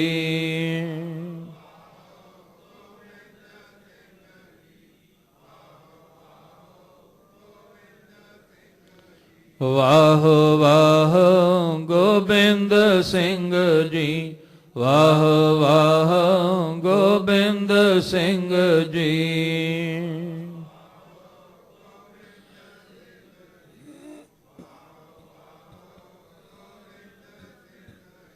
ਧੰਨ ਗੁਰੂ ਗੋਬਿੰਦ ਸਿੰਘ ਮਹਾਰਾਜ ਜੀ ਦੇ ਬਾਦਸ਼ਾਹ ਦਰਵੇਸ਼ ਸਤਿਗੁਰੂ ਜੀ ਦੇ ਪੁਰਬ ਦੀਆਂ ਇੱਕ ਵਾਰ ਫਿਰ ਆਪ ਸਮੁੱਚੀ ਸੰਗਤਾਂ ਨੂੰ ਵਧਾਈ ਹੋਵੇ। ਅੱਜ ਸਾਰਾ ਦਿਨ ਰਾਤਰੀ ਤੱਕ ਗੁਰਬਾਣੀ ਦੇ ਪ੍ਰਵਾਹ ਚੱਲਣੇ ਨੇ। ਵਿਸ਼ੇਸ਼ ਤੌਰ ਤੇ ਉੱਚ ਕੋਟੀ ਦੇ ਗੁਰੂ ਘਰ ਦੇ ਕੀਰਤਨੀਏ ਜਥੇ ਪਹੁੰਚ ਕੇ ਆਪ ਜੀ ਨੂੰ ਗੁਰਬਾਣੀ ਨਾਲ ਜੋੜਨਗੇ। ਵੱਧ ਤੋਂ ਵੱਧ ਹਾਜ਼ਰੀਆਂ ਭਰ ਕੇ ਆਪ ਜੀ ਨੇ ਇਸ ਅਸਥਾਨ ਤੇ ਸਤਿਗੁਰੂ ਦੀਆਂ ਖੁਸ਼ੀਆਂ ਦੇ ਪਾਤਰ ਬਣਨਾ ਹੈ। ਜਿੱਥੇ ਬਾਣੀ ਨਾਲ ਜੁੜਨਾ, ਉੱਥੇ ਰੱਬੀ ਬਾਣੀ ਦੇ ਨਾਲ ਵੀ ਅਸੀਂ ਜੁੜਨ ਦਾ ਯਤਨ ਕਰੀਏ। ਇਸ ਅਸਥਾਨ 'ਤੇ ਮਹੀਨੇ ਦੇ ਪਹਿਲੇ ਐਤਵਾਰ ਅੰਮ੍ਰਿਤ ਸੰਚਾਰ ਹੁੰਦਾ ਹੈ। ਜਿਨ੍ਹਾਂ ਨੇ ਆਪਣੇ ਆਪਣੇ ਮਨ ਬਣਾਏ ਆ, ਨਾਮ ਲਿਖਾਓ, ਅਰਦਾਸਾਂ ਕਰੋ ਕਿ ਜਿਸ ਦਿਨ ਅੰਮ੍ਰਿਤ ਸੰਚਾਰ ਹੋਣਾ ਅਸੀਂ ਗੁਰੂ ਵਾਲੇ ਬਣ ਕੇ ਗੁਰੂ ਦੀਆਂ ਖੁਸ਼ੀਆਂ ਪ੍ਰਾਪਤ ਕਰਨੀਆਂ ਨੇ। ਗੁਰੂ ਨਾਨਕ ਸਾਹਿਬ ਜੀ ਦੇ ਅੱਜ ਦੇ ਸ਼ਬਦ ਵਿੱਚ ਜੋ ਰਹਾਉ ਵਾਲੀ ਪੰਕਤੀ ਔਰ ਪਹਿਲੇ ਪਦੇ ਦੀ ਵਿਚਾਰ ਹੋਈ ਤੇ ਗੁਰੂ ਸਾਹਿਬ ਜੀ ਦੇ ਜੀਵਨ ਦੀ ਵਿਚਾਰ ਕਰਦਿਆਂ ਬੇਅੰਤ ਭੁੱਲਾਂ ਹੋਈਆਂ ਨੇ। ਬਖਸ਼ ਦੇਣ ਗੁਰੂ ਮਹਾਰਾਜ, ਅੱਗੇ ਤੋਂ ਸਮੱਤ ਬਖਸ਼ ਕੇ ਚੜ੍ਹਦੀ ਕਲਾਂ ਵਾਲਾ ਜੀਵਨ ਬਖਸ਼ਣ। ਆਓ ਅੱਜ ਦੇ ਸ਼ਬਦ ਵਿੱਚੋਂ ਇਹ ਪਾਵਨ ਬਚਨ ਆਪਣੇ ਹਿਰਦੇ ਅੰਦਰ ਵਸਾ ਲਈਏ ਜੀ। ਬਾਬਾ ਮਾਇਆ ਭਰਮ ਭੁਲਾਏ, ਭਰਮ ਭੁੱਲੀ ਡੋਹਾਗਣੀ, ਨਾ ਪਿਰ ਅੰਕ ਸਮਾਏ।